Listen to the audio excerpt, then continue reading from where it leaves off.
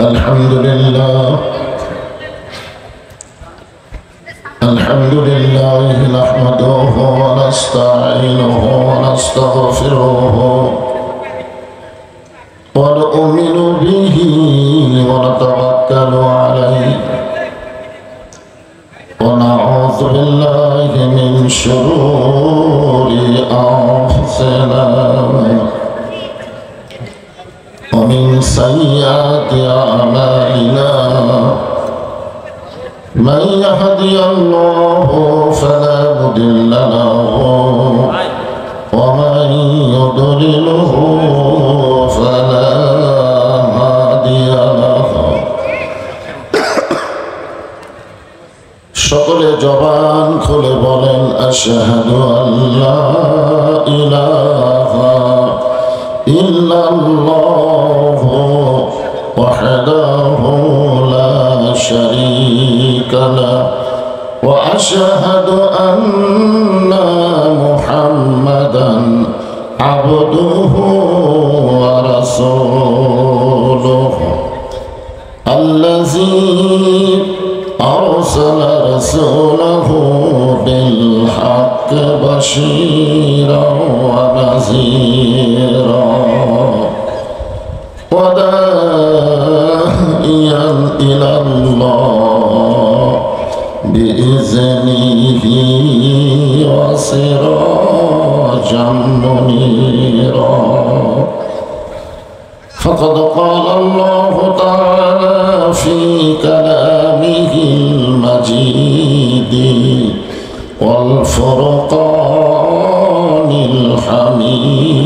الحميد জবান খুলে সকলে পড়েন আউযু বিল্লাহি মিনাশ শাইতানির রাজীম বিসমিল্লাহির রহমানির রহিম তাবারাকাল্লাযী বিয়াদিহিল মুলক ওয়া হুয়া আলা কুল্লি শাইইন কাদির আল্লাযী খালাকাল মাউতা ওয়াল হায়াতা লিয়াবলুয়াকুম أيكم أحسن عملا وهو العزيز الغفور إن الله وملائكته يصلون على النبي يا أيها الذين آمنوا صلوا عليه وسلموا تسليما اللهم صل على محمد اللهم بارك على محمد اللهم صل على سيدنا محمد يا أيها الذين آمنوا اذكروا الله ذكرا كثيرا لا إله إلا الله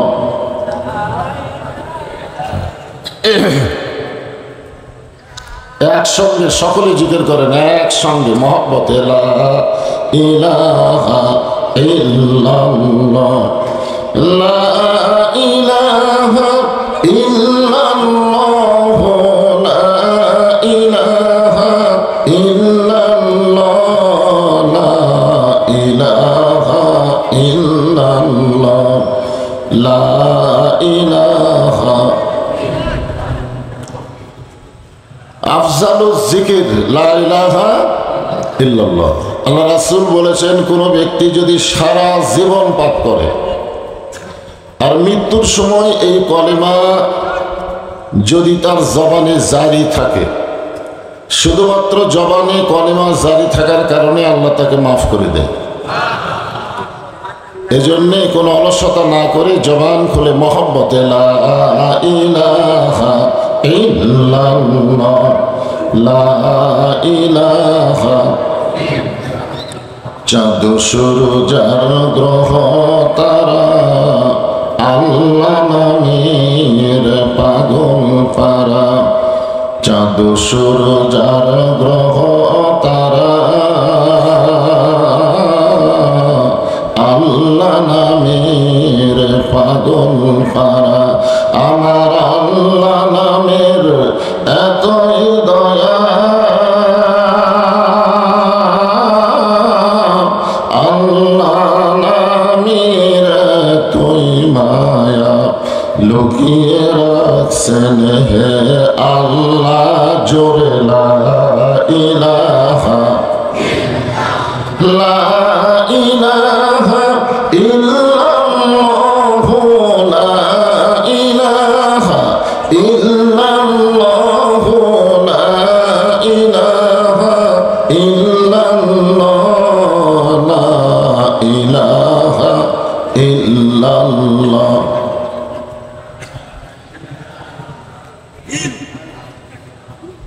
লা ইলাহা ইল্লাল্লাহ মুহাম্মাদুর রাসূলুল্লাহ।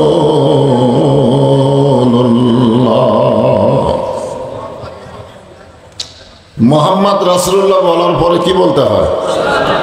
হ্যাঁ, এটা কিন্তু কেউ বলবেন কেউ বলবেন না তা হবে না, সবাই কি বলতে হবে? সাল্লাল্লাহু আলাইহি ওয়াসাল্লাম। সিন্ধুকাই, তামর, গাইনপাড়া, মোল্লাপাড়া,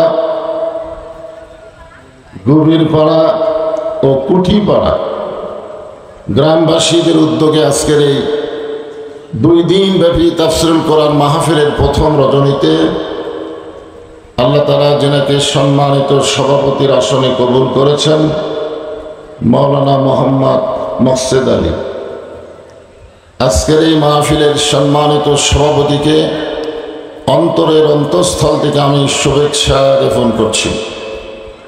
সম্মানিত সহসভাপতি, সম্মানিত প্রধান অতিথি, সম্মানিত বিশেষ অতিথিবৃন্দ, সকলকেই অন্তরের অন্তঃস্থল থেকে আমি শুভেচ্ছা জ্ঞাপন করছি। আজকের এই মাহফিলের সম্মানিত ওলামায়ে কেরাম, আপনাদের মাঝে মাঝে যে সমস্ত আলেম ওলামা বসে আছেন, মঞ্চে আছেন, মাগরিবের নামাজের পর থেকে এত রাত পর্যন্ত কোরআন হাদিসের আলোকে যিনারা গুরুত্বপূর্ণ তাফসীর করে আপনাদেরকে শোনালেন, আলেম ওলামা সহ আজকের মাহফিলের তাফসীর কারকদেরকে অন্তরের অন্তঃস্থল থেকে আমি শুভেচ্ছা জ্ঞাপন করছি। এই মুহূর্তে আমার সামনে যারা বসে আছেন, যিনাদেরকে আল্লাহ দয়া করে, রহম করে, মেহেরবানি করে আজকের এই জান্নাতের বাগানে কবুল করেছেন, আমি যখন বললাম কবুল করেছেন তখন আপনাদের কিছু বলা দরকার ছিল। আপনারা মনে মনে চিন্তা করতেছেন যে আপনাদের ইচ্ছায় আপনারা এখানে আইছেন নাকি?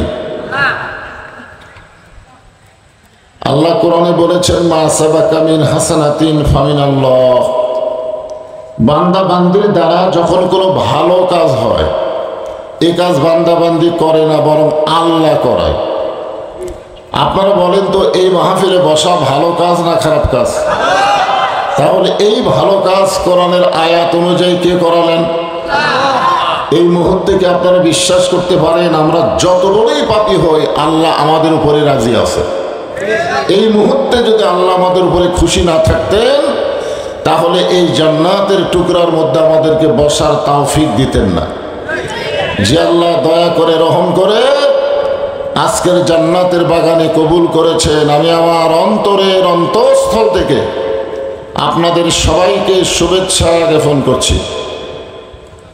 সম্মানিত মা বোনেরা, পর্দার অন্তরালে বসে বসে যারা আলোচনা শুনতেছেন, আমি সম্মানিত মা বোনদেরকেও অন্তরের অন্তঃস্থল থেকে শুভেচ্ছা জ্ঞাপন করে এই মুহূর্তে জানতে চাচ্ছি আপনারা সকলে কেমন আছেন?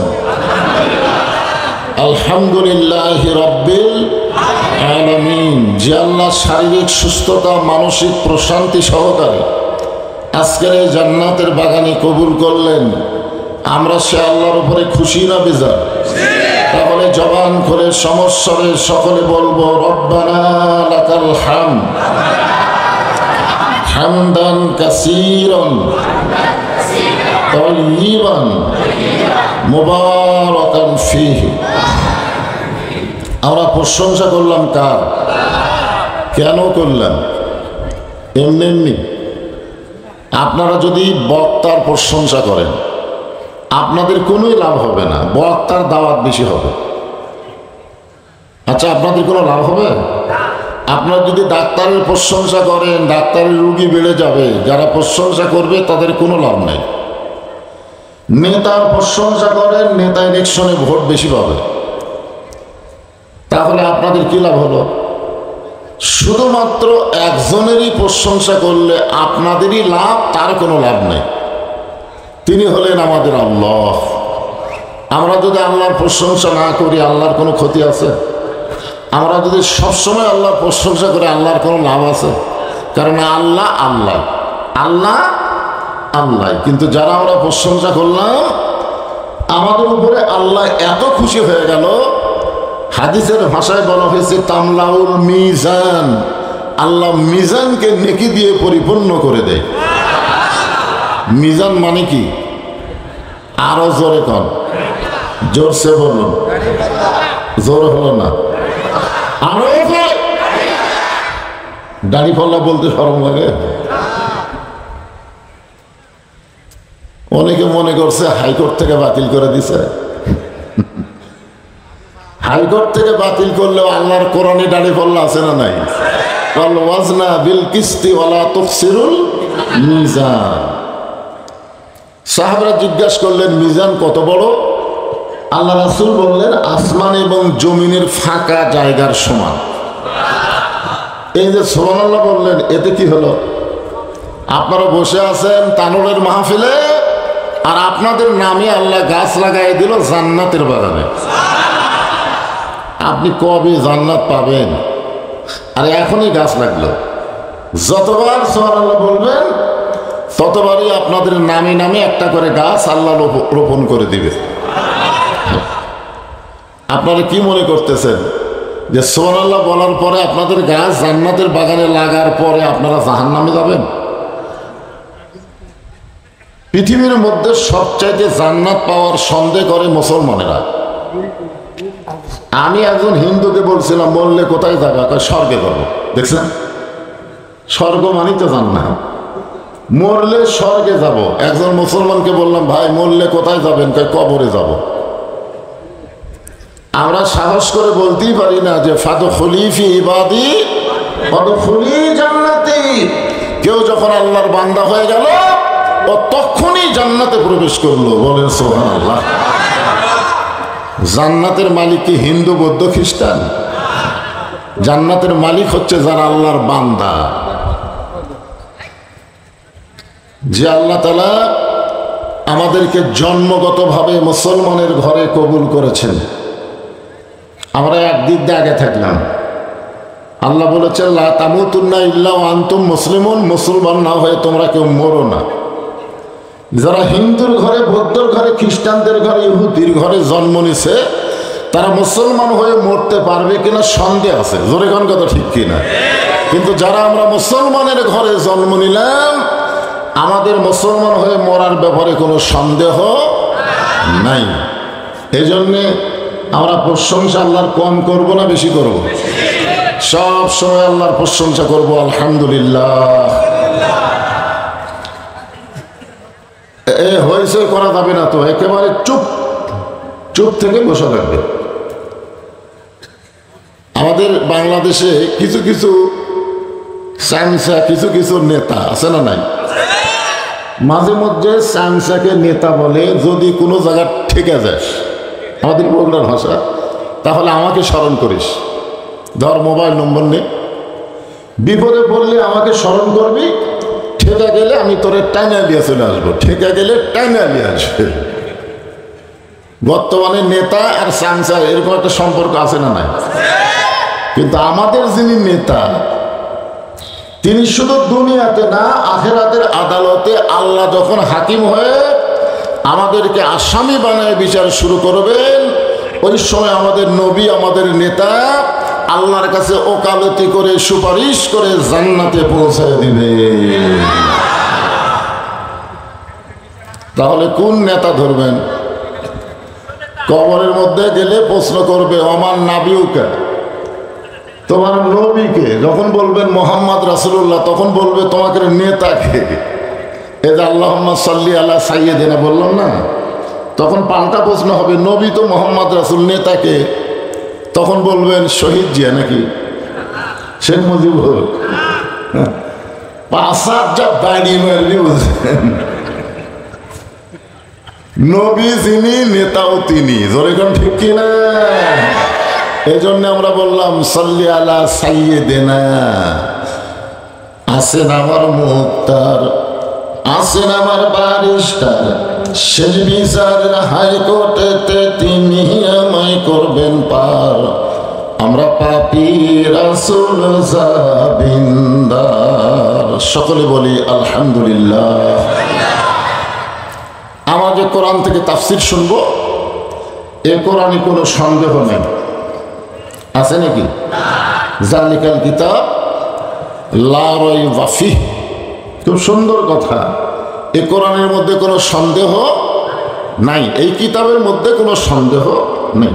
জালিকাল কিতাব মানে এই কিতাবের মধ্যে লা রাইবা ফিহ, কোনো সন্দেহ নাই। হুদাল লিন-নাস যদি থাকতো, তাহলে পাইকারি হারে সবাই কোরআন থেকে হেদায়েত পেত।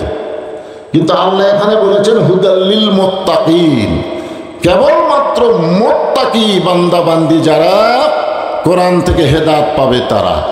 ঠিক কিনা বলেন? তা আমি এই কোরআন থেকে সূরা মুলকের 2টা আয়াত আপনাদের সামনে তেলাওয়াত করেছি। মুলক আপনাদের রাজশাহী সাফাইয়ের মধ্যে কিছু কিছু লেতাবার আছে, লেতা, এরা তো নেতা না। আমাদের এলাকার ওই আগেকার যুগে যে হারকিন চিমনি ময়লা হয়ে গেলে পুরাতন কাপড় দিয়ে পরিষ্কার করতে, আর নাম হলো লেতা। আপনারা তেনা কন, আমরা লেতা করি। এরকম কিছু লেতা বলে যে ইসলামের সাথে রাজনীতির সম্পর্ক নাই, রাজনীতি নাকি ইসলামের মধ্যে নাই। এই লেতাগুলোর জন্যই আল্লাহ তাআলা সূরা মুলক নাজিল করেছে। জোরে কোন কথা ঠিক কিনা? আমাকে এক হাজী সাহেব বলতে যে হুজুর আপনারা ওয়াজত গেলে খালি রাজনীতি করেন, রাজনীতি ছাড়া ওয়াজ করতে পারেন না। তা আমি কেন, হাজী সাহেব আপনি তো হজ করবার যাও রাজনীতি করছেন। তখন হাজী সাহেব আমাকে কান ধরে বলতেছেন, নাউজুবিল্লাহ হুজুর, আল্লাহর ঘর তাওয়াফ করতে গিয়ে আমি রাজনীতি কোথায় করলাম? আমি বললাম ঠিক আছে, আপনি তলবিয়াটা পড়েন তো, তালবিয়াটা পড়েন, লব্বাইক আল্লাহুম্মা লব্বাইক লব্বাইক লা শারীকা লাকা লব্বাইক ইন্নাল হামদা ওয়ান নি'মাতা লাকা ওয়াল মুলক লা শারীকা লাক। আমি হাজী সাহেবকে বললাম, এই লাকা ওয়াল মুলক লা শারীকা লাকার অর্থ কি? হুজুর সবাই পড়ে গেছে, আমিও পড়ছি, অর্থ তো বুঝিনি। এই অর্থ বুঝুননি দেখেই বক্তাদের হক কথা রাজনীতি কর। ওই জায়গায় আপনি বললেন রাজনীতির ভিতরে, রাজত্বের ভিতরে একমাত্র আল্লাহ ছাড়া আমি অন্য কাউকে স্বীকার করি না। আপনি হজের আগে যে দল করেন করেন, কিন্তু হজের পরে একমাত্র আল্লাহর দল না করলে আপনার হজ আল্লাহ কবুল করবে না।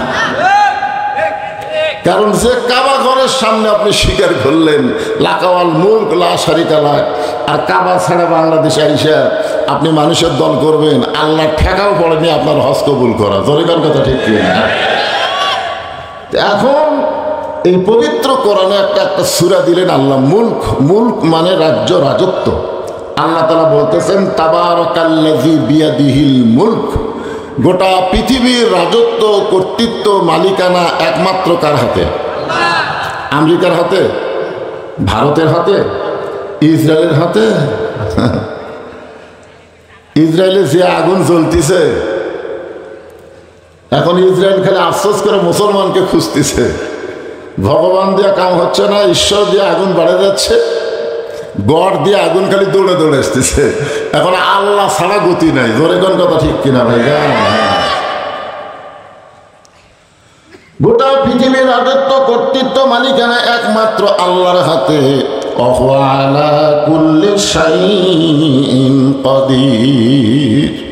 প্রত্যেকটা বিষয়ের উপরে, প্রত্যেকটা বিষয়ের উপরে একমাত্র ক্ষমতাকার। এটা বিশ্বাস করা লাগবে তো, খালি মুখ দিয়ে করে হবে না। প্রত্যেকটা বিষয়ের উপরে একমাত্র ক্ষমতা আল্লাহ। সে আল্লাহ বলতেছেন, আল্লাযী খালাকাল মাউতা ওয়াল হায়াতা লিয়াবলুয়াকুম আইয়ুকুম আহসানু আমালান ওয়া হুয়াল আজিজুল গফুর। মৃত্যু এবং হায়াতকে, মাইকের সাউন্ড একটু সাইজ করো বাবা, বেশি জোরে দিও না, আবার আসতেও দিও না। মৃত্যু এবং হায়াতকে সৃষ্টি করেছেন কে? এই কথাগুলো খেয়াল করে শুনবেন। আল্লাহর কোরআনের যখন কথা হয় তখন কি করা লাগবে? ওয়াইজা কুরিয়াল কোরআন কি ফাসতামিউ লাহু ওয়া আনসিতু লাআল্লাকুম তুরহামুন। তো কোরআনের অর্থ যখন কয় তখনও তো চুপ থেকে এটা বোঝার জন্য শোনা লাগবে না? কি কোন শোনার দরকার আছে না? এদিক সেদিক তাকান কেন? বক্তা কালো হলেও চেহারার দিকে তাকা থাকেন, আল্লাহ সগীরা গুনাহ মাফ করে দিবে। কি? হ্যাঁ, সব মনোযোগ দিয়ে তাকাবেন। মৃত্যু এবং হায়াতের স্রষ্টাকে আরো জোরে জোরসে বলেন মাশাআল্লাহ। লিয়াবলুয়াকুম, পরীক্ষা করা হবে। আইয়ুকুম আহসানু আমালা, সুন্দর আমল। বিষয়টার নাম হলো সুন্দর আমল। আপনার বলেন তো, সুন্দর আমল করার পরিবেশ বর্তমানে বাংলাদেশে আছে?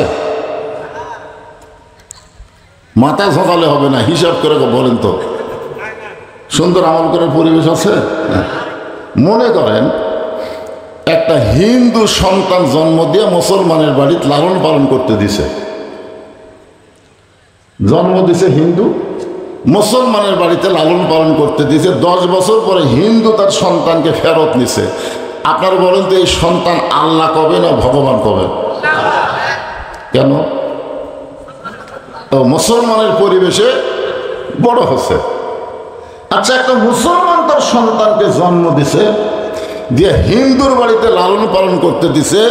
10 বছর পরে মুসলমান তার সন্তানকে ফেরত নিছে। আপনার বলেন যে সন্তান আল্লাহ কবে না ভগবান কবে?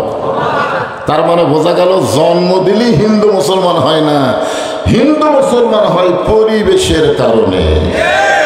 বর্তমানে আমাদের বাংলাদেশে যে পরিবেশ চলতেছে, আপনারা একটু চিন্তা করে কম তো, এটা মুসলমানের পরিবেশ না হিন্দুর পরিবেশ? তাহলে পরিবেশ পাল্টান লাগবে। কি দিয়ে পাল্টাবেন? এই জন্য আল্লাহ বলতেছেন, লিয়াবলুয়াকুম, তোমাদের পরীক্ষা করা হবে, আইয়ুকুম আহসানু আমালা। একটু মনোযোগ দিয়ে শোনেন। সুন্দর আমল করতে গেলে ধারাপাতের মতো একটু খেয়াল করেন, তারপর আর খেয়াল না করলে আপনারা এমনি খেয়াল করবেন। আগে ওয়াজের লাইনও উত্তর দেন। সুন্দর পরিবেশ তৈরি করতে গেলে সুন্দর একটা সমাজ লাগবে। কথা কন, লাগবে কি লাগবে না? সুন্দর একটা সমাজ যদি তৈরি করতে চান তাহলে সুন্দর একটা রাষ্ট্র লাগবে। জোরে কান, কি লাগবে? সুন্দর একটা রাষ্ট্র যদি তৈরি করতে চান তাহলে মানুষের তৈরি আইন দেওয়া হবে না, আল্লাহর কোরআন লাগবে। জোরে কান, কথা ঠিক কি না? এখন আপনারা বলেন, এই কোরআন কি খালি ওয়াজের মধ্যেই সীমাবদ্ধ না সব জায়গায়? এই যে বললো না আল কোরআনের আলো, আপনারা বললেন ঘরে ঘরে জালো। শেষ পর্যন্ত যিনি শুরু করছেন তিনি বাধ্য হয়ে লাস্টে গেল সংসদে জালো। তো সংসদে জালো বললে একদল লোকের কলজাত আবার আগুন ধরে, বুঝলেন যে সংসদে কোরআন গেলে আমাকে খবর কি রে। এই জন্য আমরা অ্যাঙ্গেলে ডোজ দিব, আল কোরআনের আলো। আপনারা বলবেন সব জায়গায় জালো, সব জায়গার মধ্যে সংসদ আছে না? না, আল কোরআনের আলো এইবার বোঝা গেল সব জায়গায় যদি কোরআন যায় তাহলে সংসদ কি বাদ থাকবি?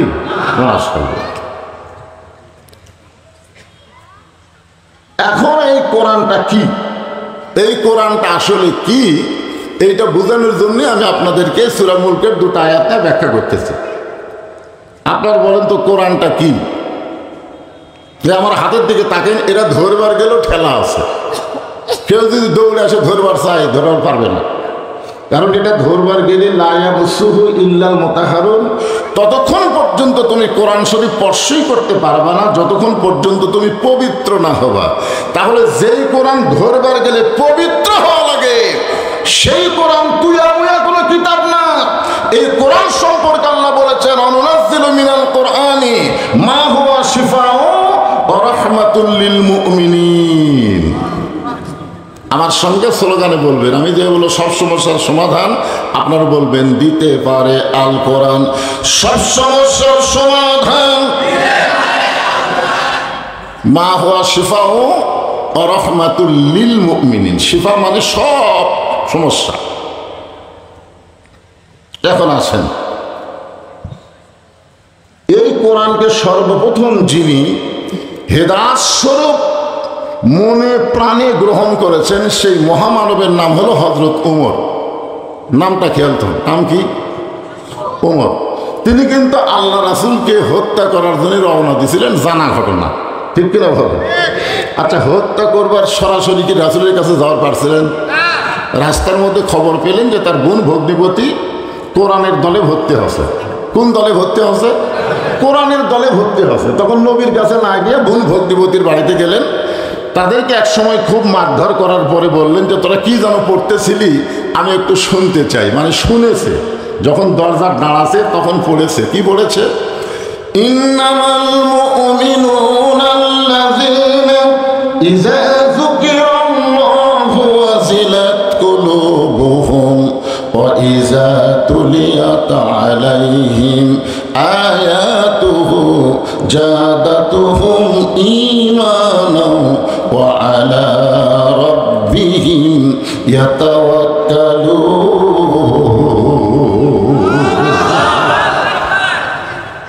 বোন ভগ্নিপতি বলল, ভাইজান আপনি যতই পাওয়ারফুল হন, আপনি যতই শক্তিশালী হন, এইটা ধরবার গেলে আপনার পবিত্র হওয়া লাগবে। যাই হোক, শেষ পর্যন্ত হযরত ওমর আল্লাহ রাসূলের কাছে গেলেন, তরবারি জমা দিলেন, ঈমান গ্রহণ করে কোরআনের সবক নিলেন। এই কোরআনকে এমনভাবে গ্রহণ করলেন যে কোরআনের ওসিলায় একসময় আল্লাহ তাকে বাংলাদেশের মতন ৯৬টা দেশের খলিফা বানায় দিলেন। আমাদের বাংলাদেশের মতন কয়টা?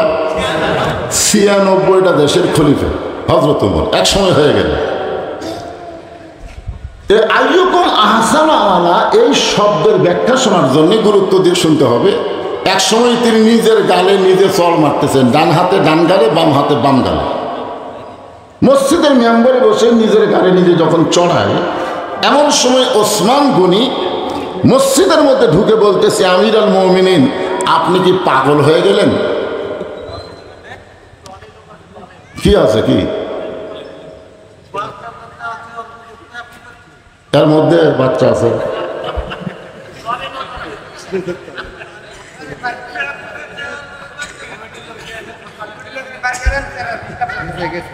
গেছে গেছে বের হয়ে গেছে। ওসমান গনি বলতেছেন আপনি কি পাগল হয়ে গেলেন? ওমর ফারুক বলতেছে, ওসমান এই মসজিদের মেম্বরে বসে মিন শাররিল ওয়াসওয়াসিল খান্নাস, মিন শাররিল ওয়াসওয়াসিল খান্নাস, আমার খান্নাস ভিতরে একটা নফস আছে, আছে না নাই? আমাকে ধোঁকা দিচ্ছে। ওসমান গনি বললেন কি ধোঁকা? বলে আমার নফস বলতেছে আমি নাকি অর্ধ জাহানের খলিফা।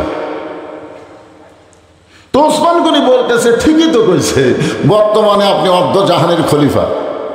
ওমর ফারুক বললেন, ওসমান শুধু বর্তমানকে নিয়ে যারা চিন্তা করে এরা ভবিষ্যৎ ভুলে যায়। শেখ হাসিনা বর্তমানকে নিয়ে চিন্তা করে ৪১ সাল বলেছিল, কিন্তু ২৪ সালই যাওয়া লাগছে। ধরে কোন কথা ঠিক কি? ভবিষ্যৎ কি হবি এই চিন্তা করে না, বর্তমান খালি কয় কি হনু রে, কি হনু রে।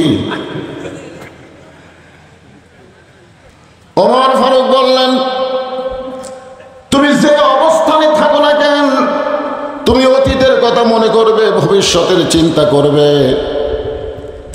আপনি অতীতে কি ছিলেন, ভবিষ্যতে আপনার কি হবে।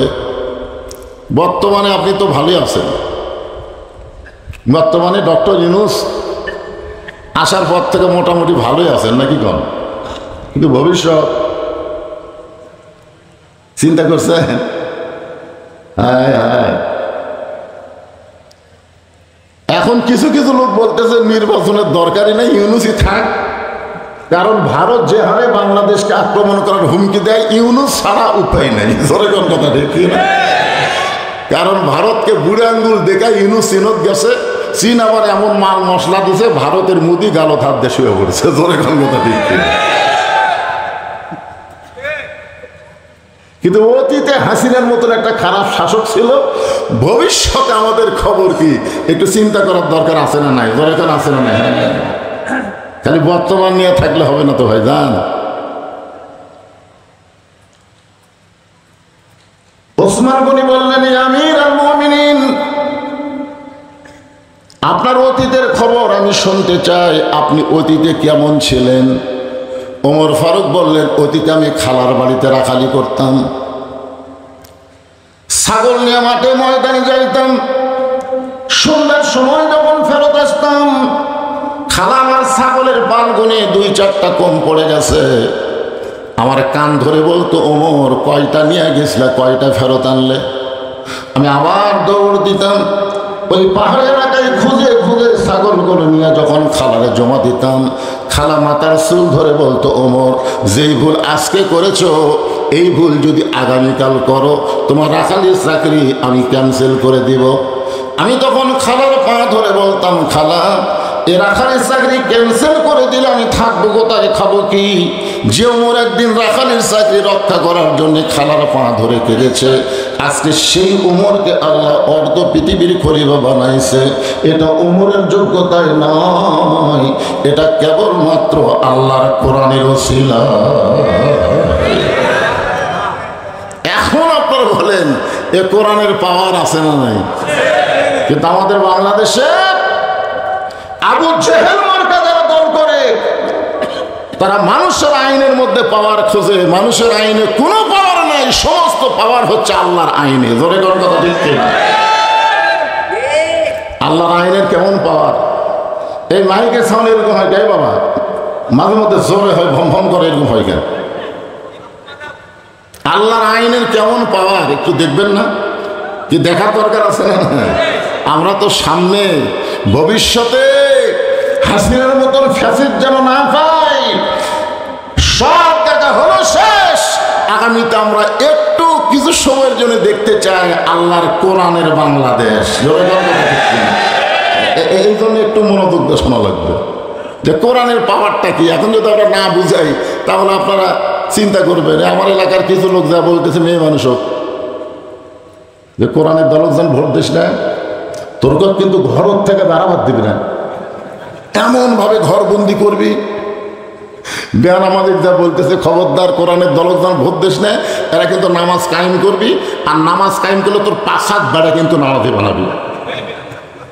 এখন এরা চিন্তা করতেছে, তাহলে তো যা আসলো তাই ভালো। হায় হায়, আল্লাহর বান্দা, নামাজ, ইন্না সালাতি ওয়া নুসুখি ওয়া মাহইয়ায়া ওয়া মামাতি লিল্লাহি রাব্বিল আলামিন। এই নামাজ আপনারা জানেন না, যার কারণে বেনামাজি বুঝবার পারতেছে না। একটা বার যদি বাংলাদেশে নামাজ কায়েম হয়ে যায়, ফালিয়াবুদু রাব্বা হাযাল বাইত আল্লাযী আত'আমাহুম মিন জু'ইন ওয়া আমানাহুম মিন খাওফ। আল্লাহু আকবার।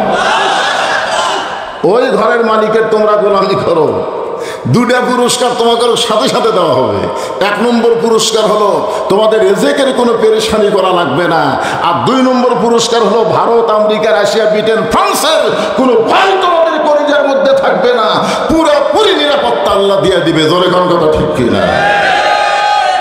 এই জন্যে আল্লাহর কোরআনটা কি আমি আপনাদের একটু দেখানোর চেষ্টা করব। আমার মা বোনেরা যারা পর্দা আছেন, আপনাদেরও আলোচনা আছে ইনশাআল্লাহ।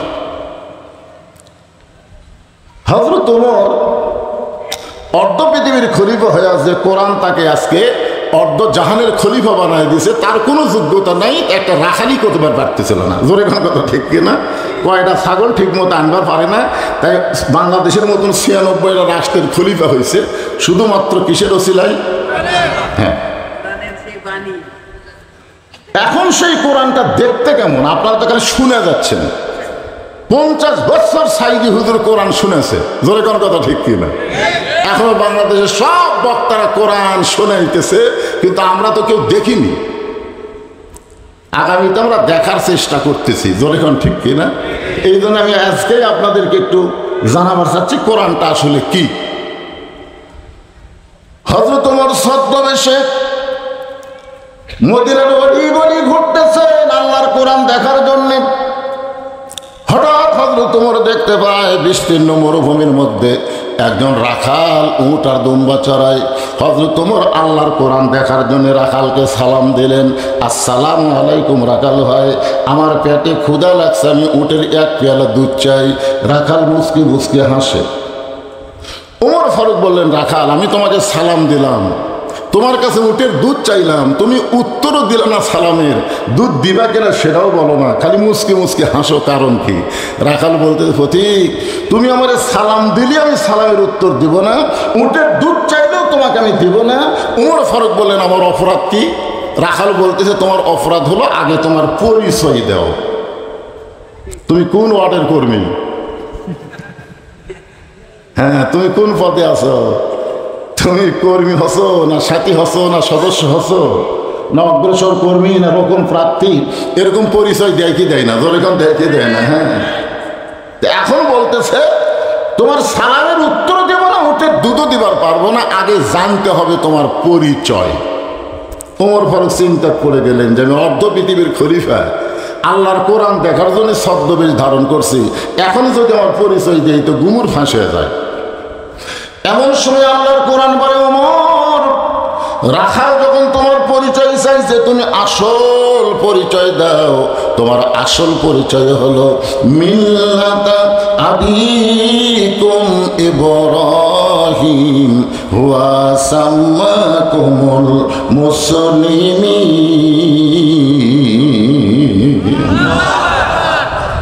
কি পরিচয়? আসল পরিচয় হলো তোমার জাতির পিতা ইব্রাহিম তোমার নাম রেখেছে মুসলমান। তাহলে আমরা এখানে যত মানুষ বসে আছি, আওয়ামী লীগ করেন, বিএনপি করেন, জাতীয় পার্টি করেন, জামাত করেন, তাবলিগ করেন, পীর মুরিদি করেন, আপনাদের আসল পরিচয় কি? আরো জোরে, জোরসে বলুন, জোর হলো না, আরো জোরে। মুসলমান মানে কি? কার কাছে? বুঝে শোনা।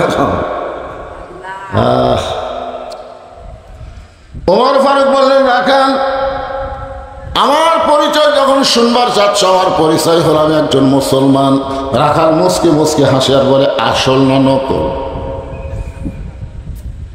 ওমর ফারুক বলে, রাখাল মুসলমান তো মুসলমানই, এর মধ্যে আসল নকল কি? রাখাল বলতেছে, আসল মুসলমান যারা হবে তারা চাওয়ার ব্যাপারে সতর্ক থাকবে, আসল মুসলমান জীবন দিবে, কিন্তু রাষ্ট্রপতির কাছে বাঁচার দরখাস্ত লিখবে না। আসল মুসলমান দরকার হলে জীবন দিবে, কিন্তু বাতিলের সঙ্গে আপোষ করবে না। জনগণ কথা ঠিক? তুমি যদি আসল মুসলমান হও, তুমি দুধ চাইছো কার কাছে? ওমর ফারুক চমকে উঠছে। চমকে ওঠার কারণ হলো আল্লাহর কোরআন যখন দুনিয়াতে চালু থাকবে, উমর যদি ভুল করে একটা রাখাল পর্যন্ত ভুল ধরবার পারবে। সুবহানাল্লাহ কর না কেন? আজকে বাংলাদেশের কোনো জায়গায় আল্লাহর আইন চালু না থাকলে মসজিদে চালু আছে, আছে না নাই? আওয়ামী লীগ, বিএনপি, জাতীয় পার্টি, জামাত ইসলাম, 4 দলের মুসল্লি মসজিদে গেছে, কিন্তু ইমামের মায়ের অসুখ, ইমাম মা উঠলে হাসপাতালে গেছে। এখন 4 দলের মুসল্লিরা চিন্তা করতেছে, হুজুর যখন নাই কে ইমামতি করবে? তখন আওয়ামী লীগের যাই বলো রে, তাই জামাত ইসলামের এক নেতার কাছে বলতেছে, ভাই দেখতেছেন আজকে হুজুর নাই রে, সামনে কে যাবে? তো বলতেছে, ভাই আওয়ামী লীগ আছে, বিএনপি আছে, জাতীয় পার্টি আছে। তখন 3 দলই বলতেছে, আমরা মুসল্লি হবার পারি, তবে ইমাম হবার পারি না। খেলার নাম হ্যাঁ, আল্লাহ কি আইন আল্লাহর ঘরের মধ্যে দেখেন, যোগ্য লোককে সামনে দিচ্ছে আর বাইরে আসা সারা খাড়া হয়ে পেশাব করে। আমার নেতার চরিত্র চোরের মতন পবিত্র, নামাজ পড়ে না এক ওয়াক্ত। আর আল্লাহর ঘরের মধ্যে গিয়ে দেখতেছে সামনে যাওয়ার উপযুক্তকে, মসজিদে যাদেরকে সামনে দিবেন সমাজেও তাদেরকে সামনে দেওয়া লাগবে। জোরে কোন কথা ঠিক কিনা? এখন মনে করেন ইমাম সাহেব দাওরা পাস, টাইটেল পাস, আসরের নামাজ হলো 4 রাকাত। কয় রাকাত? 2 রাকাতে ইমাম বসেছে, আবার 3 রাকাতে বসে গেছে। বসা লাগবে 2 বার, 2 রাকাত 4 রাকাত। জোরে কোন ঠিক কিনা? কিন্তু ইমাম 3 রাকাতে যেই মাত্র বসেছে, সামনে কাতারের মুসল্লির খেয়াল নেই। সামনে কাতারের মুসল্লি মনে করতে যে হুজুর যাতাই, কিন্তু 3 নম্বর কাতারে এক অটো ভ্যান চলায়, ওই কয় কেরে আসরের নামাজে 2 বৈঠক, 2 রাকাত 4 রাকাত, হুজুর যে 3 রাকাতে বসলো। আল্লাহু আকবার। যে আল্লাহ আকবার কাছে ইমাম মনে মনে কয় টাইটেল পাস, দাওরা পাস রে, তুই যতই লোক মাতে 41 সালের আগে উঠবো না। এই মনে করে ইমাম যদি স্বৈরাচারী হয়ে বসাই থাকে, আপনার মুসল্লি কার পক্ষে যাবেন? ভ্যানালার পক্ষে না নেতার পক্ষে? কেন যাবেন? কারণ মসজিদ কারো বাপের না, মসজিদে কোনো বাপের আইন চলবে না, স্বামীর আইন চলবে না, মসজিদে একমাত্র আল্লাহর আইন চলবে। জোরে কোন কথা ঠিক না? আল্লাহ নবীর তরিকা মোতাবেক ইমামতি কর, সামনে থাক। তরিকা পাল্টাবো, তোক বাদ দিয়ে আমরা নতুন নেতা বানাবো। জোরে কোন কথা ঠিক না? মসজিদ আল্লাহর আইন চলবি আর সমাজে চলবি না, এটা কেমন মুনাফিকি? সব লোক মসজিদ আল্লাহ দিয়া বাদ বাকি নিজের নাম রেকর্ড করে নিয়েছে। হুজুর দেখতেছেন ওটা হুজুর আমার, হুজুর ওই সাইডটাতে পুকুর দেখতেছেন ওটা আমার, ওই সামনে যে জমিগুলো দেখতেছেন ওটাও আমার। আসাদু আল্লাহ ইলাহা ইল্লাল্লাহ, নামাজ আসাদু আল্লাহ ইলাহা, আবার বলছে ও দেখতেছেন ওটাও আমার। আর এই সেট আমার বাপ চাচা, এলাকার মধ্যে পাও দেওয়ার জায়গা কারো নাই। তো সবই যদি তোমাকে হয় আল্লাহ, তখন বলতেছে আল্লাহটা দেখবার গেলে 2 মিনিট হাঁটা লাগবে হুজুর। আল্লাহটা দেখবার গেলে বলে 2 মিনিট হাঁটা লাগবে। 2 মিনিট হাঁটা মসজিদের কাছে যায়, বলতেছে হুজুর এখানে আল্লাহর কিছু ছিল না, আমার চাচা আল্লাহ 10 শতক দান করছে, আর আমরা সবাই মিলে আল্লাহকে একটা ঘর বানিয়ে দিছি হুজুর, এই যে এইটুকু আল্লাহ হুজুর। এই ফেরেশতাকে আল্লাহ, এই দেশের নাম কি? আল্লাহ বলে এটাই তো ফেরাউনের বাংলাদেশ। ছোট্ট আমার দিতে বেশি অরালিছে। আল্লাহর কোরআন যখন চালু হবে, মসজিদ যেমন আল্লাহর, গোটা বাংলাদেশ আল্লাহর হয়ে যাবে। জোরে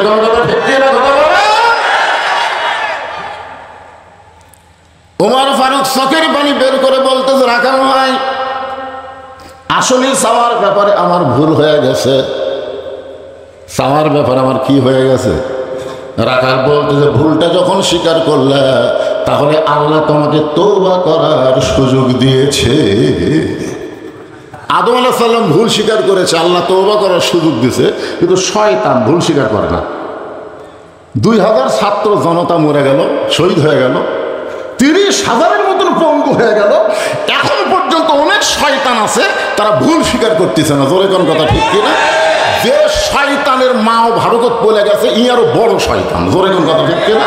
আজও পর্যন্ত আফসোসের কোন কথা মুখ দেবার হয় না, এখন পর্যন্ত এখনো হুমকি মারতেছে। আজও একটা কল ফাঁস হচ্ছে, দেখেন কোনো আফসোস নাই। আচ্ছা ভুল হয়ে গেছে, উমর ফারুক বলতেছে ভাই আমার ভুল হয়ে গেছে।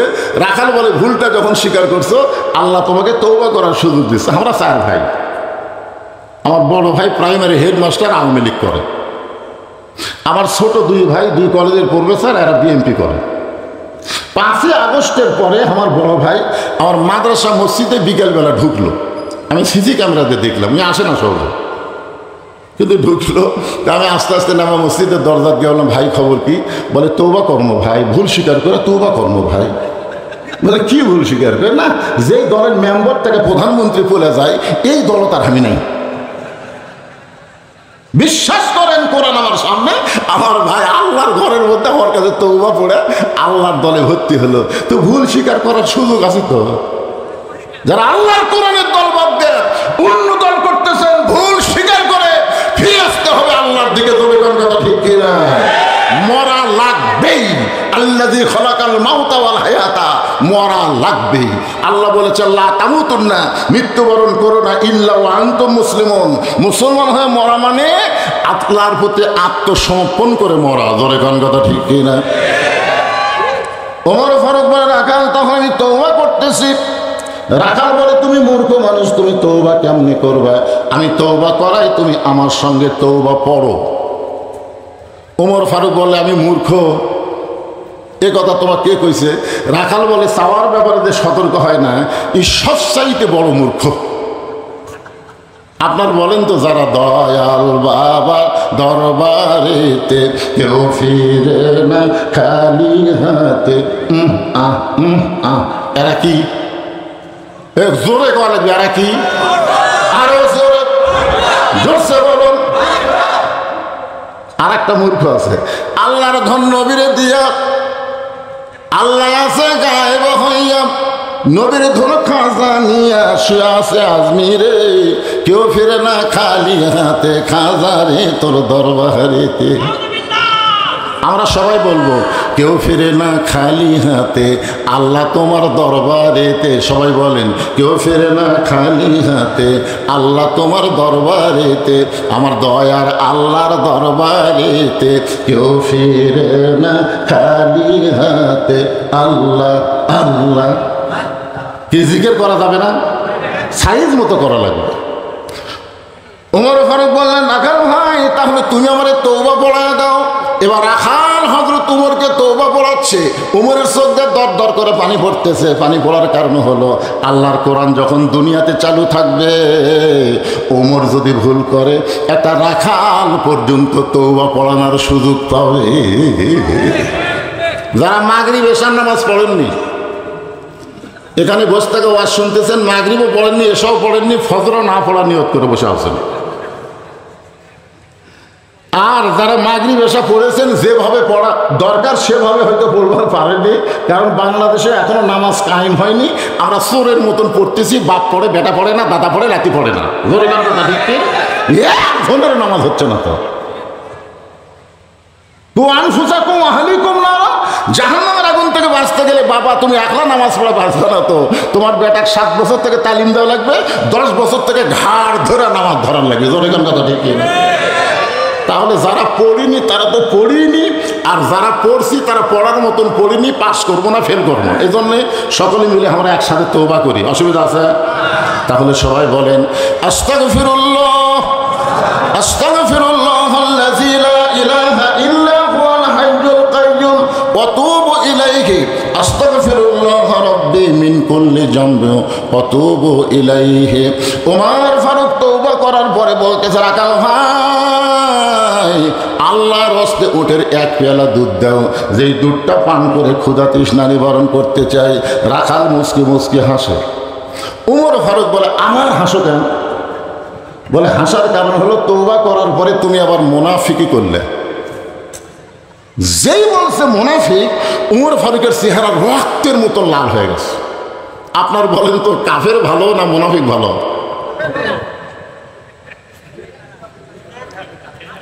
না দুটা খারাপ? ঠিকই আছে রে ভাই।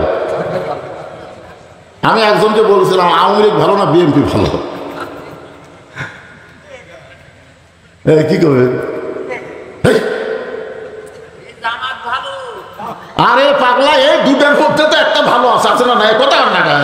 কাফের থাকবে জাহান্নামের উপরে, আর মুনাফিক থাকবে জাহান্নামের তলে। কাফেররা যে পেশাব পায়খানা করবি, মুনাফিক তলে থেকে খাবি। সাহাবীরা বললেন হুজুর এই বদমাইশ মুনাফিক কোন দল থেকে বের হবে? আল্লাহ রাসূল বলেন মুসলমানের মধ্যে মুনাফিকের আবাদ হবে। তাহলে মুনাফিকের আবাদ আমাদের মধ্যে। সামনে আসছে শুভ দিন, চিন্তা ভাবনা করে দিন। আমার ভোট আমি দিব, যাকে খুশি তাকে দিব, তা চলবি না। আমার ভোট আমি দিব দেখে শুনে বুঝে দেবো। জোরে কোন কথা ঠিক না? ওমর ফারুক চেহারা রক্তের মতো লাল করে বলে রাখাল, আমার মধ্যে মুনাফিকের কি দেখলাম? রাখাল বলতেছে লিমা তাকুলু মা লা তাফালুন, লিমা তাকুলু মা লা তাফালুন, তোমার মুখের সাথে মনের মিল নেই। ওমর ফারুক বললেন কেমনে? রাখাল বলতে, তুমি সত্যি করে বলো তো আমি উটের মালিক, তুমি সত্যি করে বলো আমি উটের মালিক। আমি যদি উটের মালিক হইতাম তুমি আমাকে রাখাল বললা কেন? আর যখন আমাকে রাখাল বলছো তখন তোমার মন বলতেছে আমি উটের মালিক না। আর মালিক বাদ দা রাখালের কাছে আল্লাহর হস্তে চাইলেও রাখাল দিবার পারবি না। যার প্রমাণ আমি নিজে এক টেস্ট থেকে নামছি, ইতিমধ্যে এক লোক দৌড়ে এসে 100 টাকার চকচকা নোট দেখে হুজুর দোয়া করেন। টাকা চকচকা দেখে লোক হলো পকেটে থিয়ে বললাম কি দোয়া? হুজুর আমার বইয়ের ঘরে বাচ্চা এসে আল্লাহ যেন একটা পুত্র দেয়। তখন আমি চোখ বন্ধ করে দেখলাম তোর বইয়ের পেটের বাচ্চা পুত্র করবো আমার দোয়া দেয়া, আমারই 3টা বেটি। ওই তো আর জানি না, বুঝলেন? কিন্তু আমার তো চিন্তা করা লাগবে, কারণ প্রথম মেয়ে হওয়ার পরে আমার বউ কয়েছে ভালো করে দোয়া করবেন আল্লাহ যেন এবার একটা পুত্র দেয়। আমি সেই দোয়া করছি প্রত্যেক নামাজে আল্লাহ একটা নেককার সন্তান দিও, আল্লাহ একটা ছেলে দিও, একটা মেয়ে দিছো, আল্লাহ আবার মেয়ে হলো। বহু বছর পরে আবার চান্স নিলাম ছেলের জন্য, আবার একটা মেয়ে দিছে। তা আমার দোয়া দিয়ে আমার বইয়েরটাই পুত্র হয় না, তার ওয়ারটা হবে? ওই তো জানে না, আমি তো জানি, আমার খবর আমার দৌড় আমি জানি না। পকেট থেকে 200 টাকা বের করে দিলাম, হুজুর আমি তো টাকা চাইনি, হুজুর দোয়া চাইছি। পাগলা তুইও জাহমতাই। পরপর 3টা মেয়ের বাপ হয়েছি। সঙ্গে সঙ্গে লোকটা বলে হুজুর তাহলে আপনারটা আপনি দেন, আমারটা আমার দেন। পরে যখন 100 টাকা দিলাম মারতেছে দৌড়। আমি বললাম কোথায় যাবি? বলে এমন হুজুরের কাছে যাব যার বেটা চাওয়াল আছে। আমি খপ করে হাত ধরে বললাম কোনো হুজুরের কাছে না, কোনো পীরের কাছে না, কোনো বাবার কাছে না। বাবার যদি চাও তাহলে মালিকের কাছে চাও। ইয়া কানাবুদু ওয়া ইয়া কানাস্তাঈন। ইয়া আইয়ুহাল্লাযীনা আমানু ইসতাঈনু বিস-সাবরি ওয়াস-সালাহ ইন্নাল্লাহা মা'আস-সাবিরিন।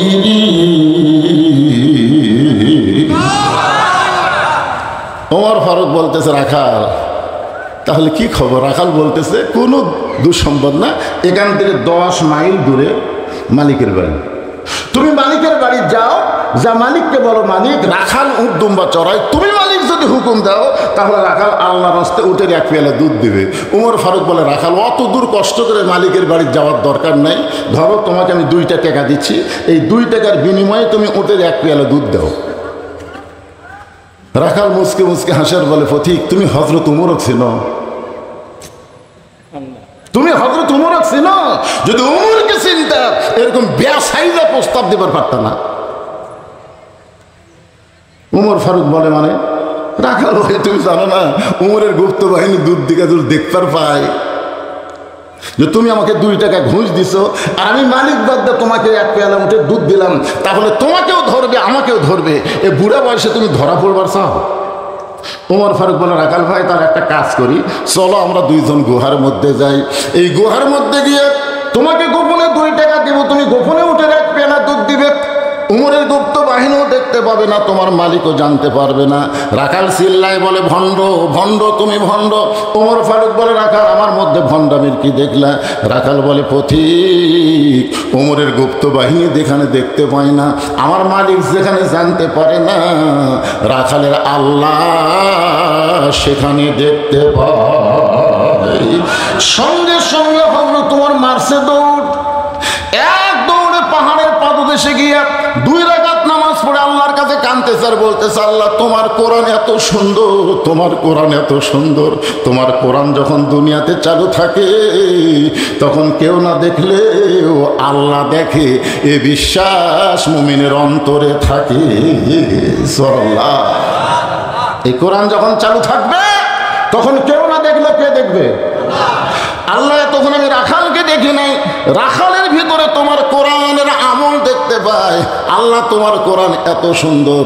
উমর ফারুক যখন কাঁদতেছে এমন সময় রাখাল পিছনে গিয়া বলতেছে যতই কান্দো উটের দুধ দেওয়া গেল না। উমর ফারুক বলে রাখাল ভাই উটের দুধের কোনো দরকার নেই, বরং তোমার কাছে আমি জানতে চাই, তুমি না দেখা আল্লাহকে কলিজার মধ্যে জায়গা দিয়ে তুমি যে আল্লাহর কোরআন অনুযায়ী চলতেছো, আহসানু আমালা, সুন্দর আমল করতেছো, এর বিনিময়ে তোমার চাহিদা কি? একটা চাহিদা আছে না নাই? আল্লামা সাঈদ হুজুরের চাহিদা কি? তাকে বহুবার বলা হয়েছিল এই কথাগুলো বাদ দেন, আপনি ধর্মমন্ত্রী হবেন, আপনি কি হবেন, সব বাদ দেওয়া হবে। তিনি একটা কথাই বলেছিলেন, সব বর্জন করব, আল্লাহ নবীর হক কথা বাদ দিব না। জোরে কোন কথা ঠিক কি না?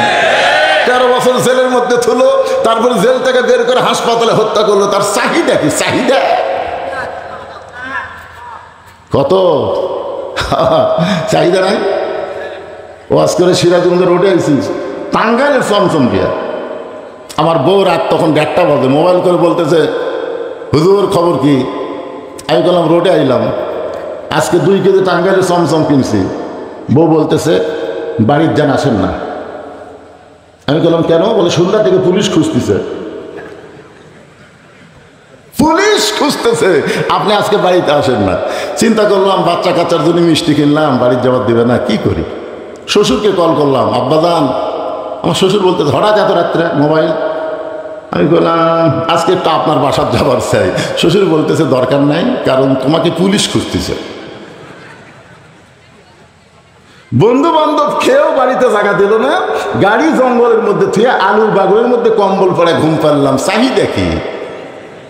কি চাহিদা? ওমর ফারুক বলে রাখা, রোদের মধ্যে উদ্দম্বা চড়াও, তোমার ভালো কোনো বাড়ি নাই, ভালো কোনো চাকরি নাই, ভালো কোনো খাওয়া নাই, এরপরেও তুমি আল্লাহর কোরআন অনুযায়ী চলতেছো, তোমার চাহিদা কি? রাখাল চোখের পানি বের কর, মানে পথিক আমার চাহিদা যখন শুনতে চাও, তাহলে আমার চাহিদা হলো রব্বানা আতিনা ফিদ দুনিয়া হাসানাতাও ওয়া ফিল আখিরাতি হাসানা ওয়া কিনা আযাবান্নার। দোয়া করেন না আপনারা? দোয়া করেন না? এই দোয়া করেন না? তার সবাই পড়েন রব্বানা আতিনা ফিদ দুনিয়া হাসানাতাও ওয়া ফিল আখিরাতি হাসানা ওয়া কিনা আযাবান্নার।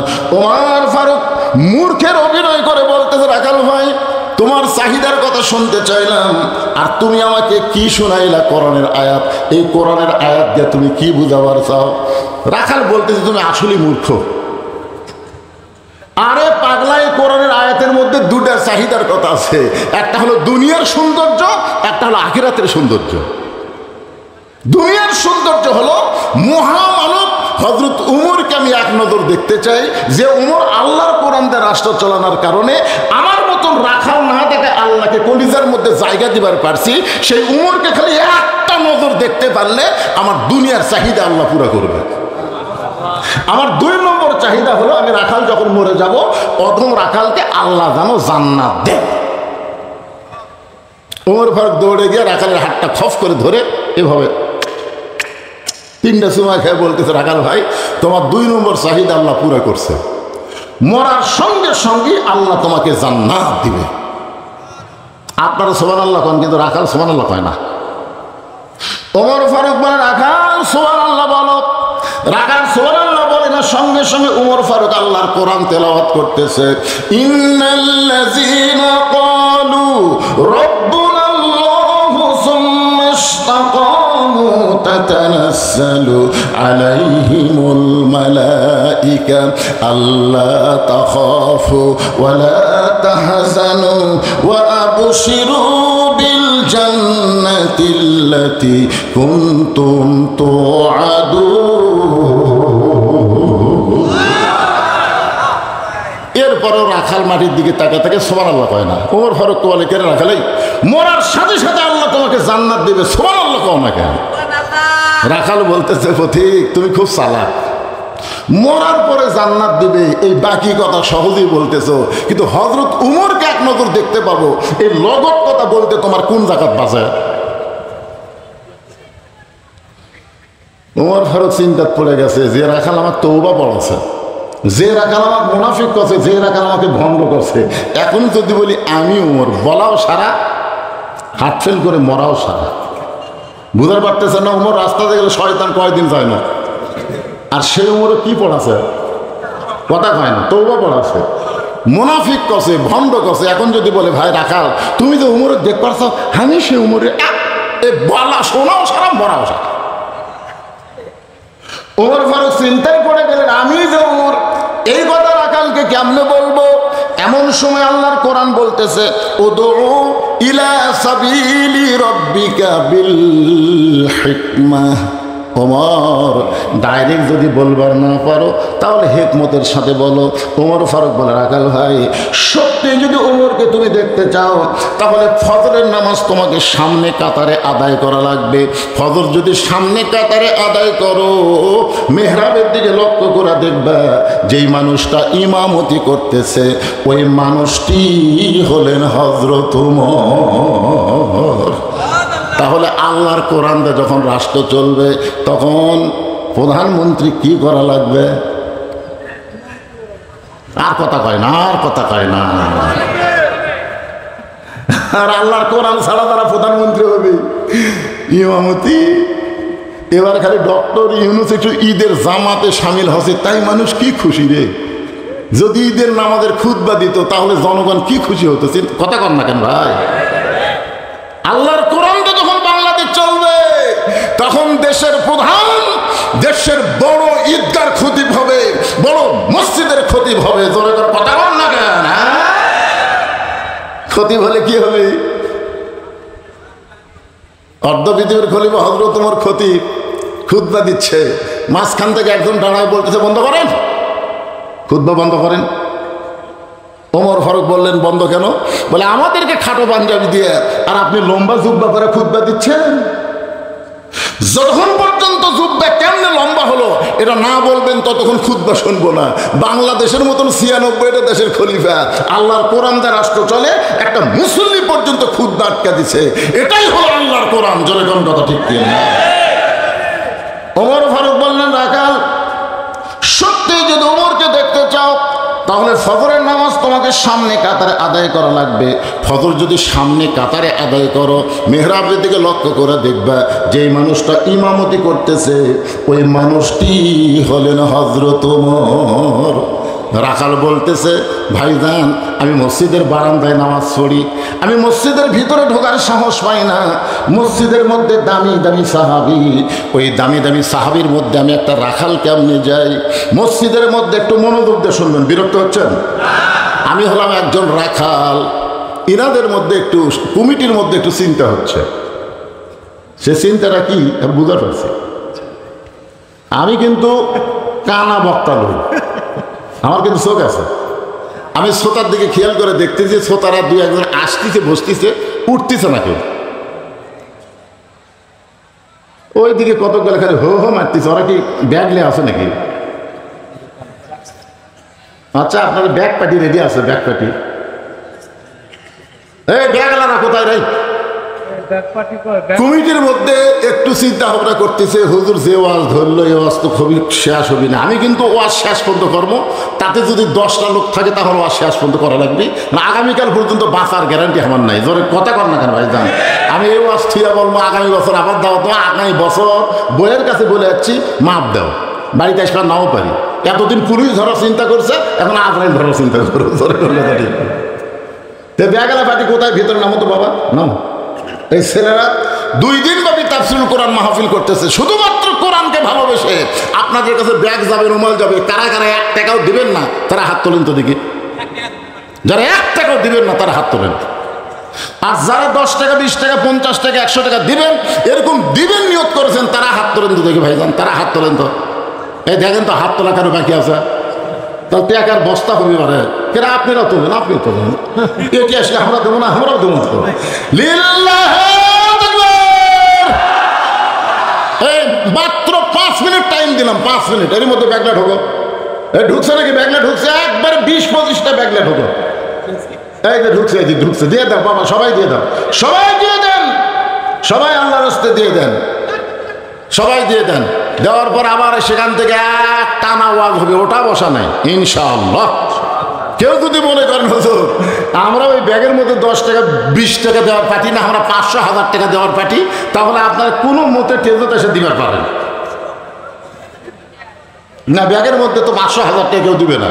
আমি বহু ব্যাগ খুঁজে দেখছি খালি 100 টাকা, 20 টাকা, 10 টাকা, 5 টাকা নেই, 500 টাকা, 1000 টাকা নোট খুব কম পাওয়া যায়। আছে আপনাদের মধ্যে এমন কেউ আছে যে কোরআনকে ভালোবেসে একটা কোরআনের দাম, কোরআনের মাহফিলে 500 টাকা দিয়ে দিলাম, এরকম কেউ আছে আল্লাহর বান্দারা? যে হুজুর এই ছেলেরা গান বাজনা না করে 2 দিন ব্যাপী কোরআনের মাহফিল করতেছে, আগামীকাল দিনে আসতেছেন এ বাংলাদেশের যুবকদের আইডল মুফতি আমির হামজা, জোরে কোন কথা ঠিক? হ্যাঁ, আজকে তো বুড়া মানুষের ওয়াজ শুনতেছেন, কাল হবে ভাস্তার ওয়াজ। এই তো মাশাআল্লাহ, এই দেখেন পাওয়া গেল তো, 1 হোক আর 2 হোক, মাশাআল্লাহ 500 টাকা দিয়ে দিয়েছে। আরেকজন আল্লাহর বান্দা নিজ থেকে 500 টাকা দান করেছে। এই ব্যাগগুলো যতক্ষণ আদায় হবে ততক্ষণ আমি আদায় করবো। ব্যাগের আদায় শেষ, মা বোনদের মধ্যে আদায় করার লোক আছে? মা বোনদের মধ্যে আদায় করার লোক নাই? মাশাআল্লাহ, আল্লাহর এক বান্দা 1000 টাকা দান করেছে, আল্লাহ দানকে কবুল করেন। আরেকজন 500 টাকা দান করলো, আল্লাহ দানকে কবুল করেন। আল্লাহ নেক নিয়ত, কেউ উঠবেন না, শয়তান যেন উঠবেন না দেয়। মিন শারিল ওয়াসওয়াসিল খান্নাস, খান্নাস বলবো ওয়াজ হচ্ছে রে, আদায় শুরু করলে আর ওয়াজ হবে। আমি ওয়াদা দিচ্ছি করোনার সামনে শেষ পর্যন্ত আলোচনা হবে ইনশাআল্লাহ, ওটা বসার দরকার নাই। মাশাআল্লাহ, আমাদের এই তানোর থানার আমিরের জামাত আমার ভাই 500 টাকা দান করেছে, আল্লাহ তার দানকে কবুল করেন। আল্লাহ নেক নিয়ত নেকাশা পুরা করেন। তো ইজ্জুমান তাশা, আল্লাহ তাকে সম্মানের আসনে আসন করেন। আল্লাহুম্মা আমিন। একটু জিকির করেন ভাইজান। যে বাড়িতে খাওয়া দাওয়া এত সুন্দর মেহমানদের করার পরেও তার মনের মধ্যে একটু শরম, আরে আমার ভাইজান 86 সালে দাখিল পাস করছে, আমি 84 সালে, 2 বছরের জুনিয়র। 1000 টাকা দান করেছে, আল্লাহ দানকে কবুল করেন। আল্লাহ নেক নিয়ত নেকাশা পড়া করেন। তার একটা মেয়েকে দেখলাম একটু প্রতিবন্ধীর মতন, অনেক চেষ্টা করেছে। আমরা দোয়া করি আল্লাহ তুমি সবই পারো, তার মেয়েটাকে পুরাপুরি সুস্থ করো। জোরে কোন আমিন, জোরে বল আল্লাহুম্মা আমিন। এই ছেলেরা এখানে ব্যাগ নিয়ে ঘুরিস, ব্যাগের মধ্যে টাকা দিচ্ছে,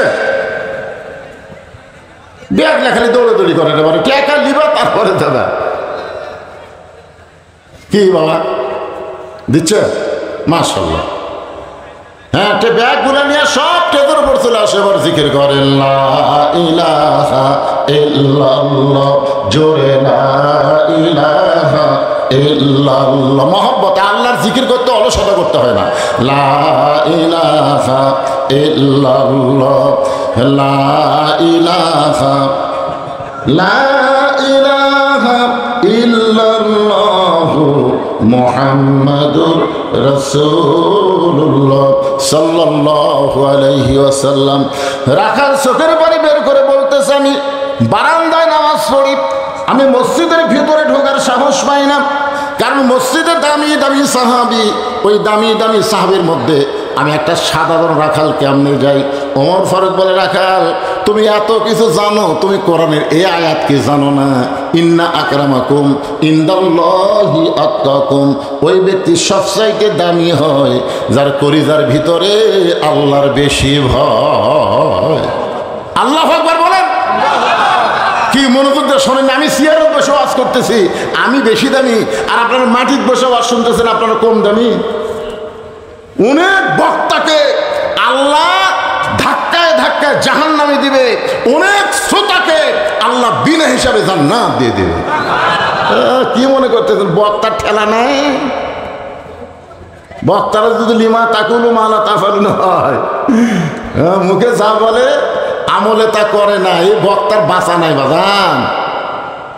চিন্তা করে দেখেন, ওমর ফারুক বললেন, রাখাল ইন্না আকরামাকুম ইনদাল্লাহি আতকাকুম, ওই ব্যক্তির সবচাইতে দামি হয় যার কলিজার মধ্যে আল্লাহর বেশি ভয়। সত্যি যদি উমরকে দেখতে চাও তাহলে তোমাকে ফজরের নামাজ সামনে কাতারে আদায় করা লাগবে। রাখাল বলতেছে, তাহলে এশার নামাজ পড়ে আজকে আর আমি বাড়ি যাব না, এশার নামাজ পড়ে আজকে আর আমি বাড়ি যাব না। ওমর ফারুক বললেন, এশার নামাজ পড়ে বাড়ি কেন যাব না? রাখাল বলে, এশা পড়ে যদি বাড়ি যায় তাহলে ফজরের নামাজ সামনে ধরতে যদি কষ্ট হয়। ওমর ফারুক বলে, রাখাল তুমি বলো তো 5 ওয়াক্ত নামাজের মধ্যে 3 ওয়াক্ত তাড়াতাড়ি, এই আঙ্গুলের দিকে তাকান, কয় ওয়াক্ত? আসর, মাগরিব, এশা। আপনি দেখেন তো আসরের কিছুক্ষণ পরে কি কথা কয় না, আসরের কে ছেলে বলে নামাজ পড়ো না তোমরা? আসরের কিছুক্ষণ পরে কি মাগরিবের কিছুক্ষণ পরে 2 ওয়াক্ত নামাজ লম্বা কেন? এশা থেকে ফজর, ফজর থেকে জোহর লম্বা কেন?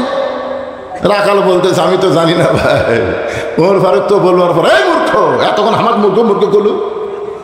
কিন্তু না, নেতা হলে নেতা যারা হবে তারা রাগ চেক দেওয়া লাগবে ভাই। কর্মীর সাথে নেতার কথার মিল হলে চলবে না। আমাদের কতগুলো নেতা এত সন্ত্রাসী, যার যা আছে তাই লেবার হও। তোমরা কি হাতে চুরি বুড়া থাকো নাকি? এটা নেতা না ডাকাত রে?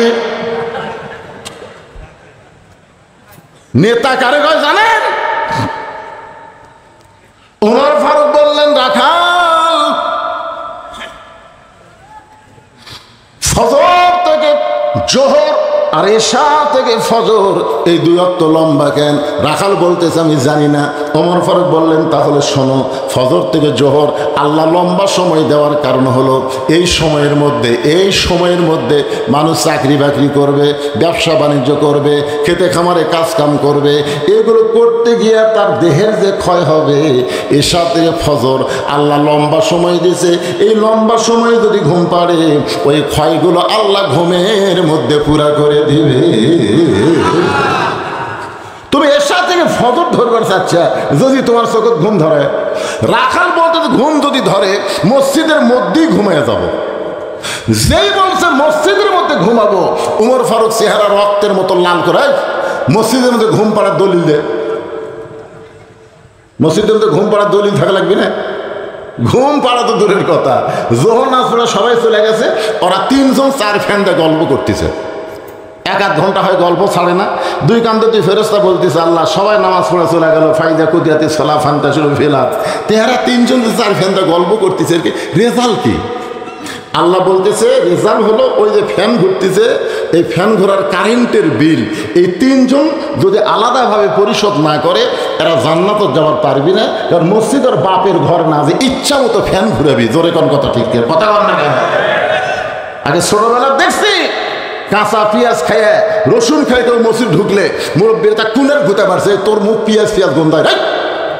ফেরেশতারা দুর্গন্ধ সহ্য করতে পারে না।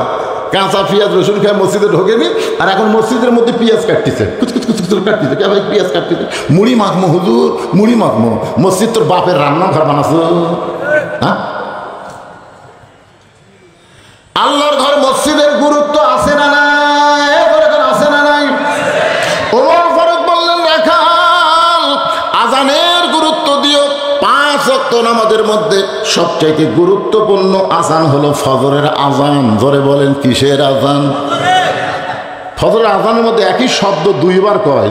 যুবকেরা তোমরা শুনবার পাও? মুরব্বী করে বলতেছেন, আপনারা তো শুনবেনই। চামড়া ঢিল আল্লাহর সাথে দিছেন মিল।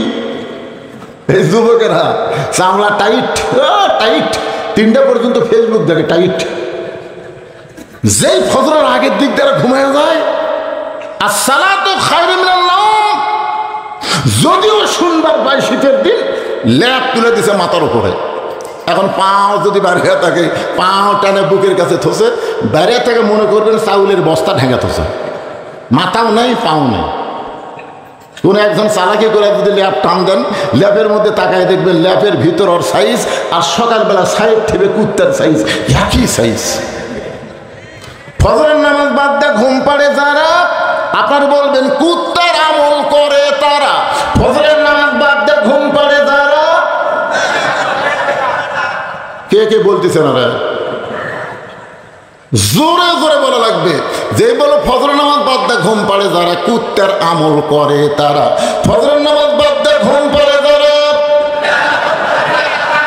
লালপুর এ ওয়াজটা আমি লালপুর করছি, বুঝলেন? ফজরের নামাজ বাদ দিয়ে ঘুম পাড়ে যারা, কুত্তার আমল করে তারা। ভাই কেবল এই মিছিল করার সাথে সাথে 4-5টা কুত্তে আসে ওই সাইডে, যেরকম মুয়াজ্জিন আযান দিলে কতগুলো কুত্তে কাম করে না।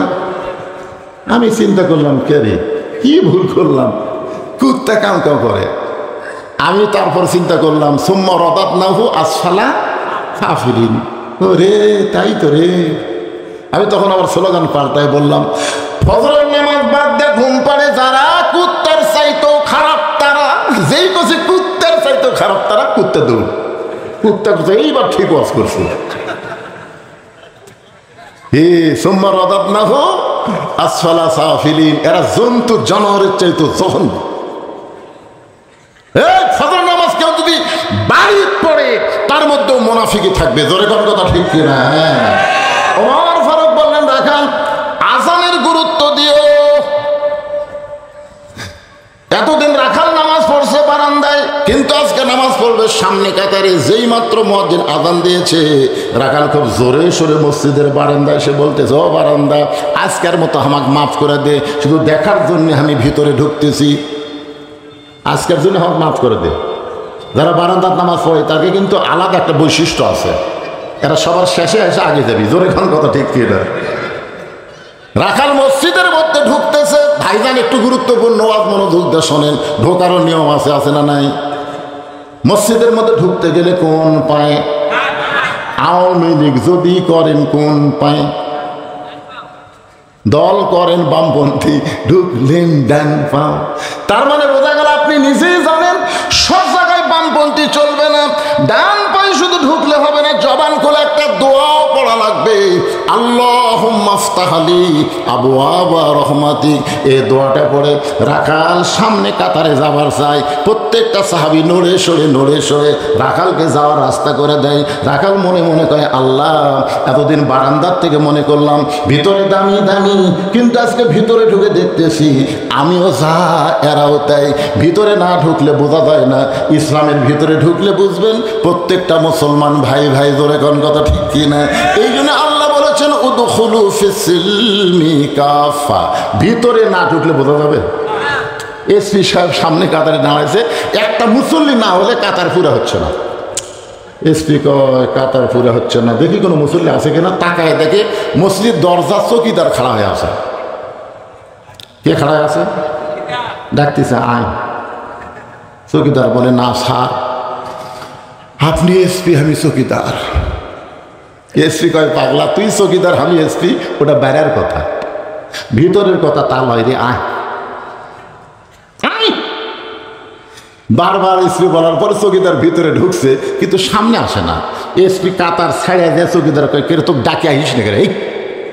এই সামনে কাতারে এসপির কাছে খাড়া করে বলতেছে, তোর পায়ের গোড়ালি আমার পায়ের গোড়ালি মিল কর। এসপি গোড়ালির সাথে চৌকিদারের গোড়ালি। চৌকিদার বলে, স্যার খালি পায়ে থাকি, বেতন কম, গোড়া ফাটা স্যার, আর আপনার পায়ের গোড়া তেল তেলা, যদি ঘষ্টন লাগে। পাগলা, তুই আমি ভাই ভাই, গোড়ালি ফাঁক করার কোনো যোগ্যতা নাই। চৌকিদার মনে মনে কে, আল্লাহ রে, ভিতরে এত শান্তি, এটা তো বাইরে থেকে বোঝা যাবে না।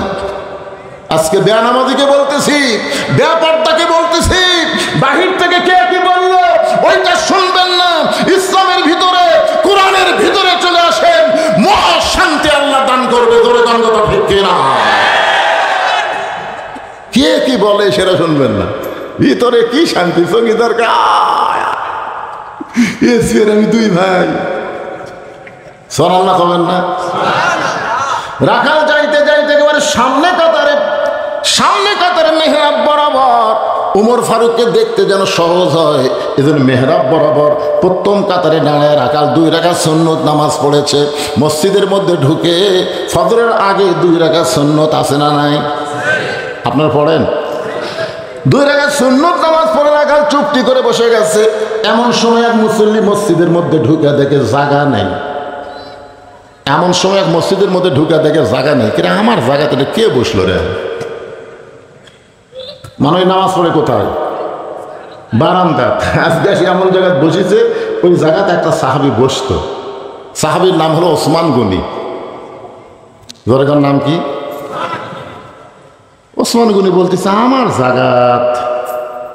আপনারা বলেন তো, ইমামের জায়গা নির্দিষ্ট আছে, মুসল্লির কোনো জায়গা নির্দিষ্ট আছে? তার ওসমান গনি কেমনে বলে যে আমার জায়গা? বলার পিছনে কারণ হলো, আল্লাহ রাসূল বলেছেন, হাদিসটা খেয়াল করে শুনবে। আল্লাহ রাসূল বলেছেন, আমি যখন ইমামতি করব, আমি বরাবর যিনি পিছনে দাঁড়াবে তার নাম আবু বকর। আবু বক্কর যখন ইমামতি করবে, আবু বক্কর বরাবর যিনি পিছনে দাঁড়াবে তার নাম হলো ওমর। ওমর যখন ইমামতি করবে, ওমর বরাবর পিছনে যিনি দাঁড়াবে তার নাম হলো ওসমান। ওসমান যখন ইমামতি করবে, ওসমান বরাবর পিছনে যিনি দাঁড়াবে তার নাম হলো আলী।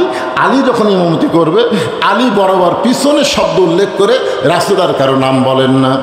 সমস্ত সাহাবীরা বলেন ইয়া রাসূলুল্লাহ, হযরত আলী যখন ইমামতি করবে, আলী বরাবর পিছনে কে দাঁড়াবে?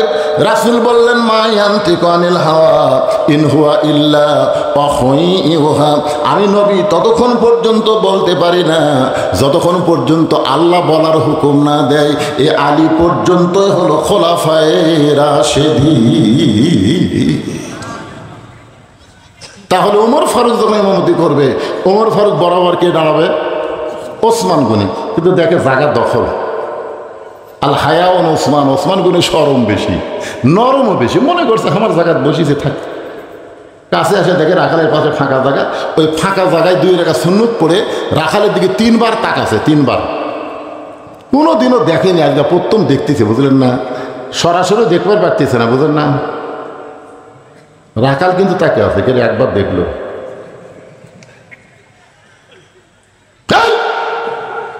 মূর্খ মানুষ, আপনারা মূর্খ মানুষের দিকে বারবার তাকান তো খেপে দেবে না। আমি একবার তাকাছিলাম এক অটো ভ্যান আনার দিকে, হুজুর গাড়ির চড়া বেড়ান দেখি মোশান হোসা। আমি বললাম ভাই রে, যখন গাড়ি যায় তোরও গাড়ি 1 চাকা নামাস, আমার গাড়ি 1 চাকা নামা, আটো রাস্তা, তুই যে আমার ব্রেক কমজোরি হুজুর, আমি নামাতে পারবো না, আপনার গাড়ি দরকার মাটি চালিয়ে যাবে। এই কথা বলার পরে আমি 3 বার তাকাছি। আমার কয় হুজুর কি মনে করেন এতবার তাকান কে? আপনারা সারা রাত যদি আমার দিকে তাকা থাকেন আমি রাগ করবো, কিন্তু একটা মূর্খ লোকের দিকে তাকালে তাকে দেখবেন 2-4 বার খেপে দেবে। রাখাল বলছে বারবার আমার দিকে কি দেখো নিয়ে। ওসমান গনি ভয়ে লাফ দিয়ে উঠছে, উঠে বলতে ভাই যান আপনাকে কোনোদিন আমি সামনে কাতারে দেখি নাই, আজকে একটু ভালো করে দেখার জন্য 3 বার তাকাইছি। আপনার পরিচয় কি? বলে আমার পরিচয় হলো আমি একজন রাখাল। যে বলেছে আমার পরিচয় আমি একজন রাখাল, ওসমান গনি মুচকি মুচকি হাসতেছে। মুচকি মুচকি হাসার কারণ হলো রাখাল যারা হবে তাদের ভাষা নরম হলে চলবে না, রাখালের ভাষা মাঝে মধ্যে গরমও হওয়া লাগবে। আল্লাহ রাসূল বলেছেন প্রত্যেকটা অভিভাবককে আল্লাহ রাখালের দায়িত্ব দিয়ে দুনিয়াতে প্রেরণ করছে। শোনেন, আপনি গরু ছাগল মাঠে নিয়ে গেছেন, আপনার গরু ছাগল যদি কারো আবাদের দিকে যায় আর আপনি যদি বলেন বাবা গরু ওদিকে আবাদ আছে, বাবা যাস না বাবা, ওই শুনবি। আর যদি লাগে এই গরু, আরে এক ধাপ, দেখবেন গরু কিন্তু মানুষের চাইতে ভালো শোনে। এই জন্যে আল্লাহর পক্ষ থেকে প্রত্যেকটা অভিভাবককে আল্লাহ রাখালের দায়িত্ব দিয়ে প্রেরণ করেছে। এখন হয়তো আপনারা মনে করতেছেন হুজুর আমার তো গরু ছাগল নাই, আমি কার ওপর রাখালি করব? আপনি চোখ বন্ধ করে দেখেন আছে, চোখ বন্ধ করে বিবেকের আয়না দিয়ে তাকায় দেখেন আছে। আপনার বাড়িতে 42 বছরের একটা গাভী আছে, চোখ বন্ধ করে দেখেন 42 বছরের একটা গাভী আছে। এখন ভাইয়ের ডার কত বয়সের আমি জানি না, আমার ডার মুরব্বী কি বুঝতে পারতেছেন না? রাগ করে বসে হবে। 42 বছরের একটা গাভী আছে, 22 বছরের একটা আড়িয়া আছে, 17 বছরের একটা বকনা আছে। গাভী হচ্ছে বউ, আড়িয়া হচ্ছে বেটা, বকনা হচ্ছে মেয়ে। আপনার বলেন তো এই 3টার উপর আপনার রাখালি করার দায়িত্ব আছে না নাই? তা আপনি যে এশার নামাজ পড়ে বাড়ি গেলেন, আপনি সামনে কাতারে এশার নামাজ পড়লেন, পড়ে বাড়ি যাচ্ছেন আর মনে মনে চিন্তা করতেছেন আমার ম্যাডাম এখন এশার নামাজ পড়তেছে, আমি মসজিদে বললাম আমার বাড়িয়ালি এশার নামাজ যায় নামাজে পড়তেছে বাড়িতে। এই নিয়ত করে বাড়ি ঢুকে দেখেন আপনার ঘরের মধ্যে হরি হরি হরি হরি হরি হরি হরি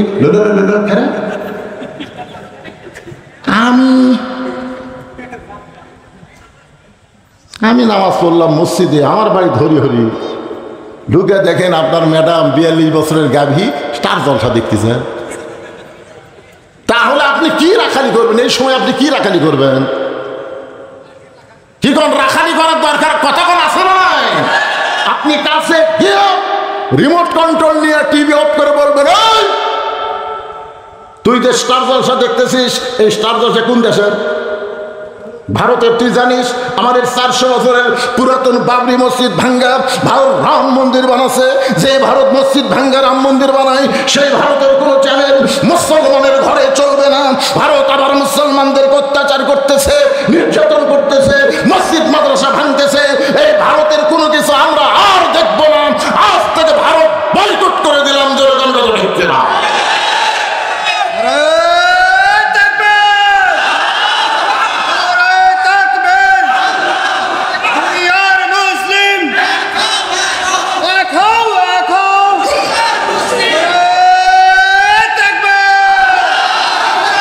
না বউকে যদি আপনি বাবরি মসজিদের কাহিনীটা ঠিক মতো শোনার পারেন, বিশ্বাস করেন মেয়ে মানুষের মন খুবই নরম, ওই আর জীবনে ভারতের চ্যানেল দেখতে না।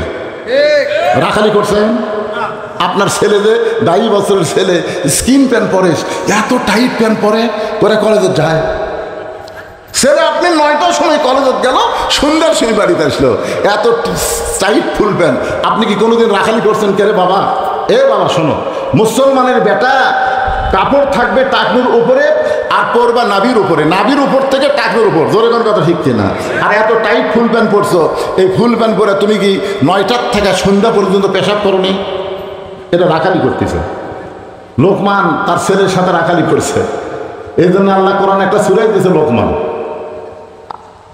পিতা হয়ে আপনি বলতেছেন আচ্ছা ঠিক আছে বাবা, তুমি এই ফুল প্যান্ট পরে পেশাব কেমনি করলে?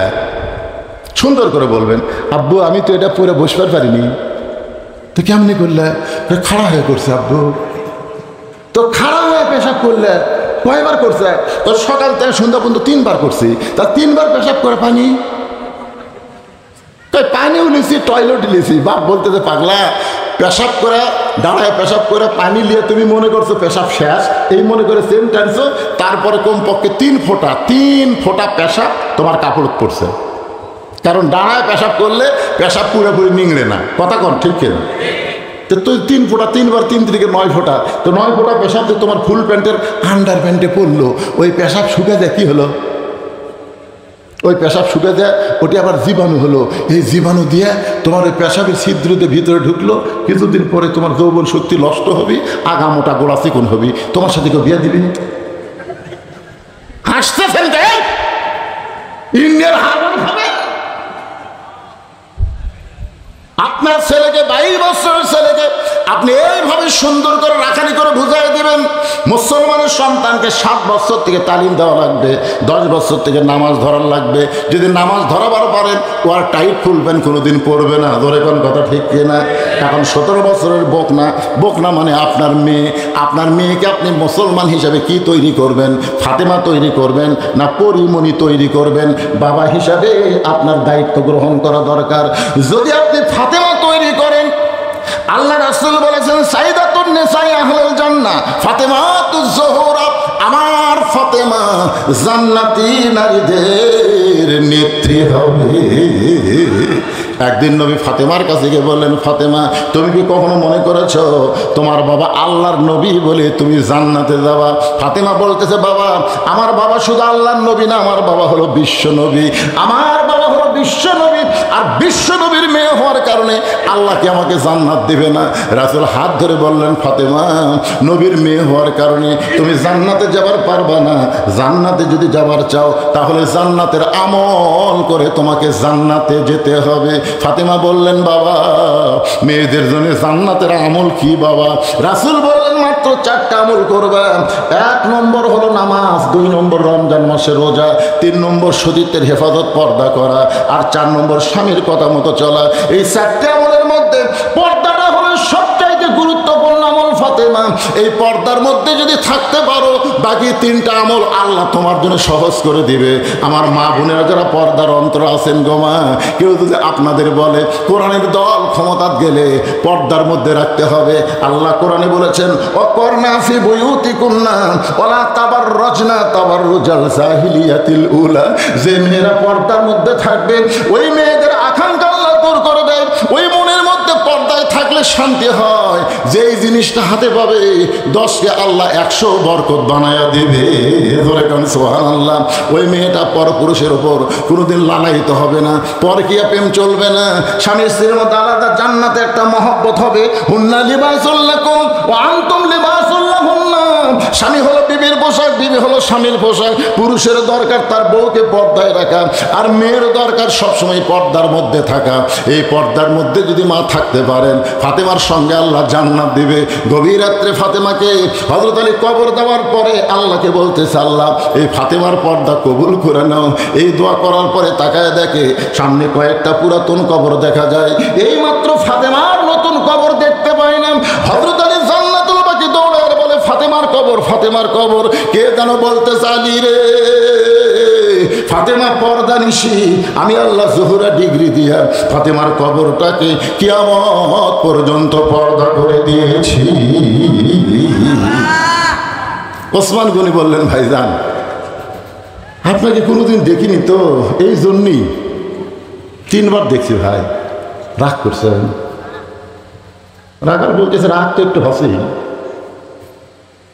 তো, কোনোদিন দেখি না আজকে প্রথম কাতারে। কারণ কি? রাখাল বলতেছে, আমি বারান্দাত নামাজ পড়ি ভাই, আজকে বেকারিটা দেখার জন্য আসছি।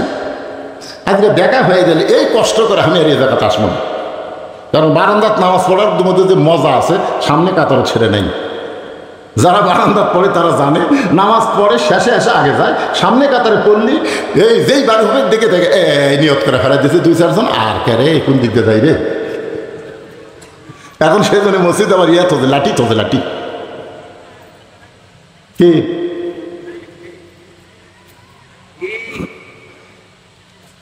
তো। এখন আজকের দিনেই খালি সামনে কাতার পড়তেছি, দেখা হলে আমি চলে যাব, দেখা হলি।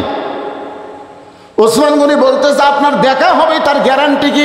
রাখাল বলতেছে, আমার চোখের পাওয়ার ভালো আছে, আমি দেখতে পাবো। ওসমান গনি বলে, রাখাল ভাই আজ কয়েক বছর হলে সামনে কাতারে নামাজ পড়তেছি, এখন পর্যন্ত আমার দেখা হয় নাই। রাখালকে কি বলে? ওসমান গনি বলতেছে, কয়েক বছর হলে সামনে কাতারে নামাজ পড়তেছি, এখন পর্যন্ত আমার দেখা হয়নি। রাখালকে আমার দিকে তাকাও তো দেখি, তাকাও। ওসমান গনি যে তাকাছে, চোখের মনি তো ঠিকই আছে, তো দেখা হয় না কেন? রাখাল দেখতে চায় হযরত ওমরকে, আর ওসমান গনি দেখতে চায় নামাজের মালিক আল্লাহকে। আল্লাহ রাসূল বলেছেন, বুখারী শরীফের কিতাবুল ইহসার হাদিসটা পড়েন, আনতা আবুদুল্লাহ কাআন্নাকা তারাহু ফাইন লাম তাকুন তারাহু ফাইন্নাহু ইয়ারাকা। কোন আল্লাহর বান্দা যখন ইবাদতের মধ্যে শামিল হবে, ইবাদতের মালিক আল্লাহকে দেখতে পাবে। আল্লাহ যদি দেখা সম্ভব না হয়, আল্লাহ তাকে দেখতেছে, এই বিশ্বাস তার কলিজার মধ্যে আসবে। ওসমান গনি মনের মধ্যে বড় আশা, যাকে সেজদা দিলাম তার কুদরতি পায়ে যেন একটাবার সেজদা দিবার পারি, এই দৃশ্য যেন আল্লাহ আমাকে দেখায়। এই চিন্তায় সামনে কাতারে নামাজ পড়ে।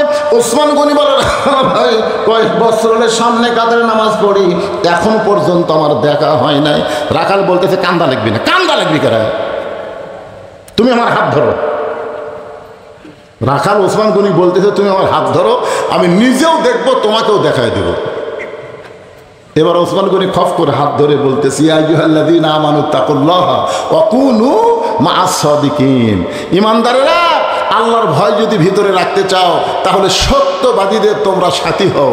আপনারা বলেন তো, সত্যবাদীর সাথী হওয়া বলতে কি বুঝাচ্ছে?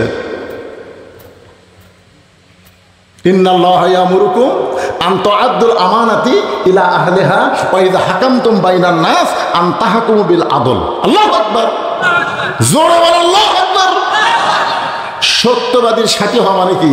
আপনারা বলেন তো, বর্তমানে বাংলাদেশে মানুষের কথা যারা বলে তারাই সত্য কথা বলে, না যারা কোরআন নিয়ে কথা বলে তারা সত্য কথা বলে?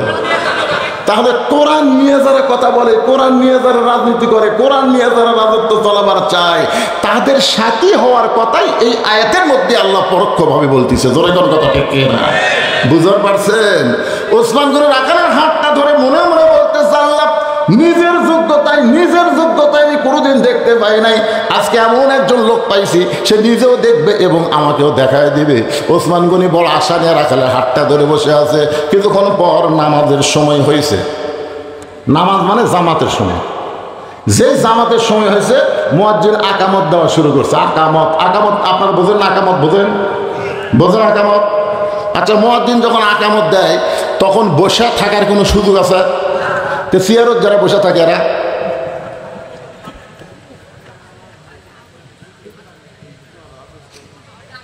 এই সিয়ারত যারা বসে থাকে, সিয়ারত হ্যাঁ, আজ থেকে 20 বছর আগে গোটা বাংলাদেশের কোনো মসজিদ আমি সিয়ার দেখিনি পারে। দিন যাচ্ছে সিয়ার ভাগতেছে, হেঁটে হেঁটে আসে সিয়ারত বসে, হেঁটে হেঁটে আসে। 10 কেজি ব্যাগলে আসতেছে, ভ্যানওয়ালা বলতেছে চাচা ভ্যানত চড়েন চাচা, বাড়ি পৌঁছা দেবো 10 টাকা দেবো, 10 টাকার দাম আছে। তুই কি মনে হচ্ছে হাঁটিয়া পারি না? এই 10 টাকা 10 কেজি ব্যাগলে হাঁটিয়া বাড়িতে আসে, ব্যাগ থুয়ে মসজিদে এসে সিয়ার খুঁজতেছে, সাত পাত খেলি। আপনি জানেন মসজিদে নামাজ পড়লে 27 গুণ সওয়াব, ধরে কোন কয় গুণ? আচ্ছা কিভাবে নামাজ পড়লে 27 গুণ সওয়াব কোন তো? এ কথা কোয়া লাগবে রে, কিভাবে? কাতার বেঁকা করে না সোজা করে?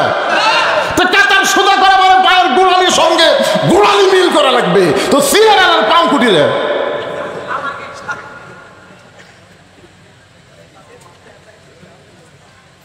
সামনে একজন ফাঁকা দিয়ে পিছনে যতই কাতার করেন সামনে কাতার মাকরু হয়ে যাবে। এই জন্য সিয়ারত যাই বসছে, ওই দিন হেঁটে আসে সিয়ারত বসে, তার মানে খাড়া হওয়ার পাওয়ার আছে। নামাজের ভিতরে বাইরে 13টা ফরজ, তার মধ্যে একটা ফরজ হলো দাঁড়িয়ে নামাজ পড়া। জোরে কোন কথা, ঠিক কথা কর না কেন ভাই, কথা কর না কেন?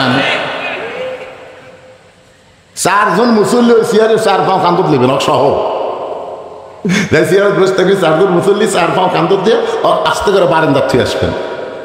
ওখানে সিয়া এসে বলবেন লা ইউকাল্লিফুল্লাহু নাফসান ইল্লা উসাহা। আল্লাহ বলেছেন যার কষ্ট হবে এমন কিছু আল্লাহ চাপাই দেয়নি। 60 বছর চাকরি করলে সরকার যদি তাকে পেনশন দিবার পারে, 60 বছর করছে, বুড়া বয়সে চাকরি করে পারবি না রে, চোখের পাওয়ার নাই, হাতের পাওয়ার নাই, মাজা ধরে গেছে, এখন বসে থেকে পেনশন দেই। তো জুয়ান বয়সে যারা জামাতের সঙ্গে নামাজ পড়ছে, বুড়া বয়সে যদি পড়বার নাও পারে, যেখানেই পড়ুক আল্লাহ সোয়াবের পেনশন দিয়ে দিবে। জোরে কথা কম না, সরকারের চাইতে আল্লাহর কি দয়া কম নাকি? সমস্ত ইবাদতের মধ্যে নামাজ হলো সরকারি চাকরির মতো ইবাদত। আপনি রোজা যদি না করেন আপনি কাফের হবেন না, হজ যদি না করেন আপনি কাফের হবেন না, যাকাত যদি না দেন আপনি কাফের হবেন না।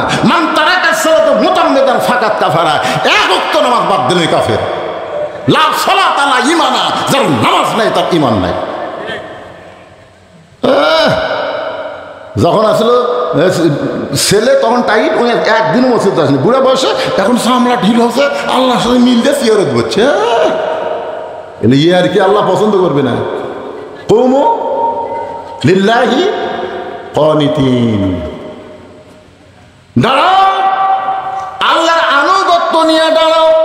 যদি সিয়ারে আপনি রুকু সিজদা করবার না পারেন, আপনি দাঁড়িয়ে নামাজ শুরু করেন, দাঁড়িয়ে নামাজ শুরু করেন। যদি রুকু সিজদা করবার না পারেন তখন আপনি সিয়ারে বসেন, আবার যখন ইমাম দাঁড়াবে তখন আবার আপনি দাঁড়ান। যদি নিচে বসবার না পারেন অন্তত দাঁড়িয়ে নামাজ শুরু করা লাগবে। ধরে কোন কথা ঠিক কি না? আমার কথা কি বুঝবার পারলেন ভাইজান?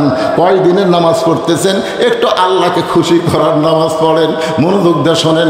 যেই মাত্র মুয়াজ্জিন আকামত দেওয়া শুরু করেছে এমন সময় হযরত উমর মেহরাবের মধ্যে ঢুকছে। আপনারা বলেন তো উমর মেহরাবের মধ্যে কোন দিক দিয়ে ঢুকলো? দরজা দিয়ে ঢুকবে না, আল্লাহর কোরআন দিয়ে যখন রাষ্ট্র চলবে, প্রত্যেকটা ইমাম হবে এলাকার নেতা। ধরে গন সুবহানাল্লাহ। ওই মেহরাব বরাবর একটা রেস্ট রুম থাকবে, ওই রুমের মধ্যে ইমাম নেতা রেস্ট করবে। যেই মাত্র আকামত দিয়েছে একটা ছোট্ট দরজা দিয়ে হযরত উমর মেহরাবের মধ্যে ঢুকেছে। যেই মেহরাবের মধ্যে ঢুকেছে ওসমান গনি রাখালের হাতটা ধরে আছে, আর রাখাল খালি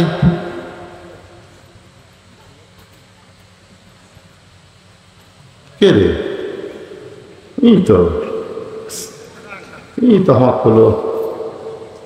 উমর দেখবার গেলে সামনে কাতার জ্বালবি তো রে, লোক ইনকা চোখাচ্ছে আর ওসমান হাত ধরে আছে। যেই মাত্র রাখাল বলেছে কত্তাবাদিস সালাম, সঙ্গে সঙ্গে রাখাল আল্লাহু আকবার,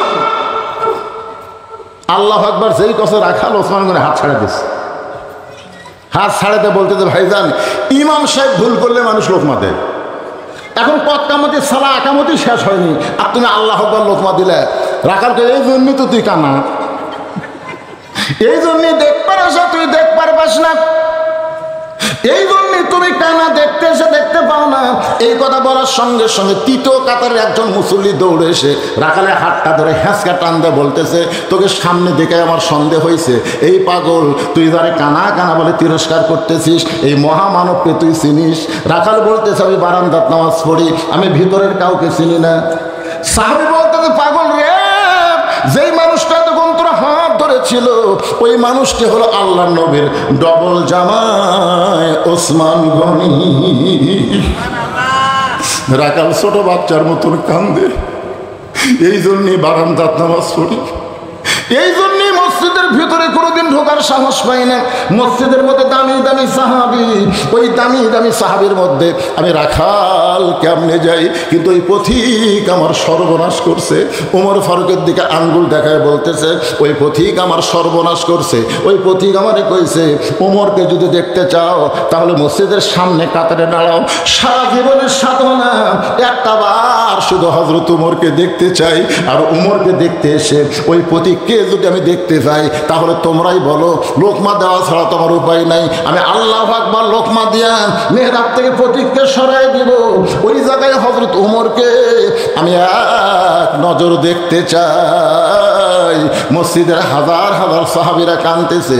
সমস্ত সাহাবীরা যখন কান্দে, রাখাল চিল্লে বলে বারান্দায় নামাজ পড়া ভালো, এই ভিতরে কেন কান্দা কান্দি শুরু হয়ে গেল? ওসমান গনি বলে, রাখাল ভাই, ভিতরে কান্দার কারণ হলো তুমি যারা পথিক পথিক বলতেছো তিনি হলেন হযরত ওমর। গাছের গোড়া কাটলে গাছটা যেমন পড়ে যায়, রাখাল তেমনি পড়ে মেহরাবের মধ্যে কাটা মুরগির মতন ছটফট করে। ইয়া আমিরুল মুমিনিন, আমি আপনাকে তওবা পড়াইছি। ইয়া আমিরুল মুমিনিন, আমি আপনাকে মুনাফিক কইছি। ইয়া আমিরুল মুমিনিন, আমি আপনাকে ভণ্ড কইছি। এত কথা বলেছিল আমি, অদম রাখালকে আপনি কিছুই বলেন নাই। ওমর ফারুক রাখালকে এক টানে মেহরাবের পড়ে যাওয়া থেকে তুলে বুকের মধ্যে চাইপা ধরে কপালে একটা চুমা খায়। সাহাবীরা বলে, আমিরুল মুমিনিন, যেই লোকটা নিজেই বলতেছে আপনাকে তওবা পড়াইছে, মুনাফিক কইছে, ভণ্ড কইছে, আর আপনি তাকে বুকের মধ্যে চাইবা কপালে চুমা দিলেন। ওমর ফারুক বলে, সাহাবীরা রে, রাখালের এত কথা হজম করার পিছনে একটাই মাত্র কারণ হলো আমি রাখালকে দেখি নাই। রাখালের ভিতর আমার আল্লাহর কোরআন দেখা যায়। এই কোরআন শুধু শোনার জন্য না, এই কোরআনকে যদি বাস্তবে আমরা দেখতে চাই তাহলে বাংলার জমিনে আল্লাহর কোরআনের বিকল্প কোনো রাস্তা নাই। এই কোরআন শুধু শুনলে হবে না, বাস্তবে আল্লাহর কোরআনকে আমাদের গ্রহণ করতে হবে। আর কোরআনকে তখনই আমরা গ্রহণ করতে পারবো যখন আমরা কোরআন অনুযায়ী চলব। আল্লাহ এই তাফসীর মাহফিলকে কবুল করুক। সকলে বলে আল্লাহুম্মা আমিন, জোরে বলে আল্লাহুম্মা আমিন। আগামীকাল আবার মাহফিল হবে। আমার ভাতিজা আমির হামজা, মুফতি আমির হামজা আসবেন। আজকে আমি আপনাদের এই যে আলোচনা করলাম, এখন একটা সংক্ষিপ্ত মোনাজাত হবে। লাভ উঠেন কেন? এই লাভ উঠে মানে বাড়ি যা পারবেন? বাড়ি যাওয়ার আগে কতগুলো হাসপাতাল যায় জানেন আপনারা? সভাপতি সাহেবকেরা করবো। আল্লাহুম্মা আমিন। আল্লাহুম্মা আনতাস সালাম ওয়া মিনকাস সালাম, তাবারাকতা ইয়া যাল জালালি ওয়াল ইকরাম। আল্লাহ, চারিদিকে আজকে বৃষ্টি দেখলাম। আল্লাহ, বাড়ি থেকে বের হলাম বৃষ্টির মধ্যে, নওগাঁতে বৃষ্টি, প্রচুর বৃষ্টি।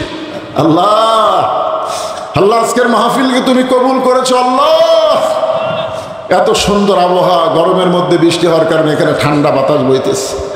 তোমার হাজার হাজার বান্দা বান্দি আজকের এই মাহফিলে শামিল হলো। আল্লাহ, মেহেরবানি করে আজকের মাহফিল আমাদের সকলের হিদায়াতের জন্য, নাজাতের জন্য, জান্নাতের জন্য আল্লাহ কবুল করে নাও। এই মাহফিলের শুরু থেকে শেষ পর্যন্ত যে আলোচনা হয়েছে আল্লাহ, এর মধ্যে যদি ত্রুটি হয়, ভুল হয়, মাফ করে দাও। এর যা হাদিয়া মঞ্জুর করো সোনার মদিনায় নবী পাকের রওজা মুবারকে আল্লাহ কবুল করো। তামাম আম্বিয়া কেরাম, আসহাবে কেরাম, তাবিনে কেরাম, তাবিনে কেরাম, তামাম পৃথিবীর মাটির নিচে যত মুমিন মুমিনা শুয়ে আছে আল্লাহ, সকলের ওয়াফরে হাদিয়া কবুল করো। আল্লাহ, যারা কষ্ট করে মেহনত করে আজকের জান্নাতের বাগান লাগাইছে আল্লাহ, তাদের সকলকেই জান্নাতি কবুল করো। আমরা যারা হাত তুলেছি, রব্বির হামহুমা কামা রব্বায়ানি সগীরা, আল্লাহ আমাদের বাপ মার কবরকে জান্নাতের টুকরা বানিয়ে দাও। আল্লাহ, আগামীকালের মাহফিলকে কবুল করো। আল্লাহ, যারা আজকে এসেছে, আগামীকাল মুফতি আমির হামজা আসবে, 2-1 4জন করে আরও ধরে নিয়ে আসবে, হাজার হাজার মানুষের সমাগম হবে। আল্লাহ, আগামীকালও আসমানটা তুমি ভালো রেখো। আল্লাহ, তোমার কোরআনের জন্য আগামীকাল পর্যন্ত মাহফিলটা কবুল করো। আল্লাহ, আয় আল্লাহ, আজকের মাহফিলের সভাপতি কবুল করো, অতিথিদের কবুল করো আল্লাহ, সহসভাপতিদের কবুল করো, আলেম ওলামাদের কবুল করো, হাদিস সাহেবদের কবুল করো, মুরব্বীদের কবুল করো আল্লাহ, যুবকদের কবুল করে 5 ওয়াক্ত নামাজি কবুল করো, আমার মা বোনদেরকে পর্দার মধ্যে কবুল করো আল্লাহ। আমি অসুস্থ আল্লাহ, আমার মতো অসুস্থ অবস্থায় যারা হাত তুলেছে সবাইকে সুস্থতার নিয়ামত দান করে দাও আল্লাহ। গোটা বিশ্বের মুসলমানকে আল্লাহ তুমি হেফাজত করো আল্লাহ। এতদিন আমরা গাজার জন্য দোয়া করেছি, ফিলিস্তিনের জন্য দোয়া করেছি, আজকে ইসরায়েলের পর আগুন জ্বলতেছে, আরো আগুন জ্বলায় দাও আল্লাহ। পৃথিবীর মানচিত্র থেকে ইহুদি ধ্বংস করে দাও আল্লাহ। আল্লাহ আল্লাহ ভারত মুসলমানদের হত্যা করতেছে, নির্যাতন করতেছে, মসজিদ মাদ্রাসা ভাঙতেছে আল্লাহ। সব ক্ষমতা তোমার হাতে আল্লাহ, তুমি সব দেখতেছো আল্লাহ। মেহেরবানি করে আল্লাহ মুসলমানদেরকে বিজয় দাও, বাংলাদেশের প্রতি রহম করো আল্লাহ। কোরআন অনুযায়ী চলার মতন একটা অবস্থা বাংলাদেশে তৈরি করে দাও আল্লাহ। আল্লাহ আল্লাহ যে কোরআন শুনলাম বাস্তবে যেন কোরআনকে গ্রহণ করে চলতে পারি এমন তৌফিক আল্লাহ দান করে দাও। কোরআনের বিজয় দাও, কোরআনের বিজয় দাও। সুবহান রাব্বিকা রাব্বিল ইজ্জাতি আম্মা ইয়াসিফুন ওয়া সালামুন আলাল মুরসালিন আলহামদুলিল্লাহি রাব্বিল আলামিন। ওয়াল আখিরাতি কালিমাতুন ইনদাল মাউতি। সকলে পড়েন লা ইলাহা ইল্লাল্লাহু মুহাম্মাদুর রাসূলুল্লাহ সাল্লাল্লাহু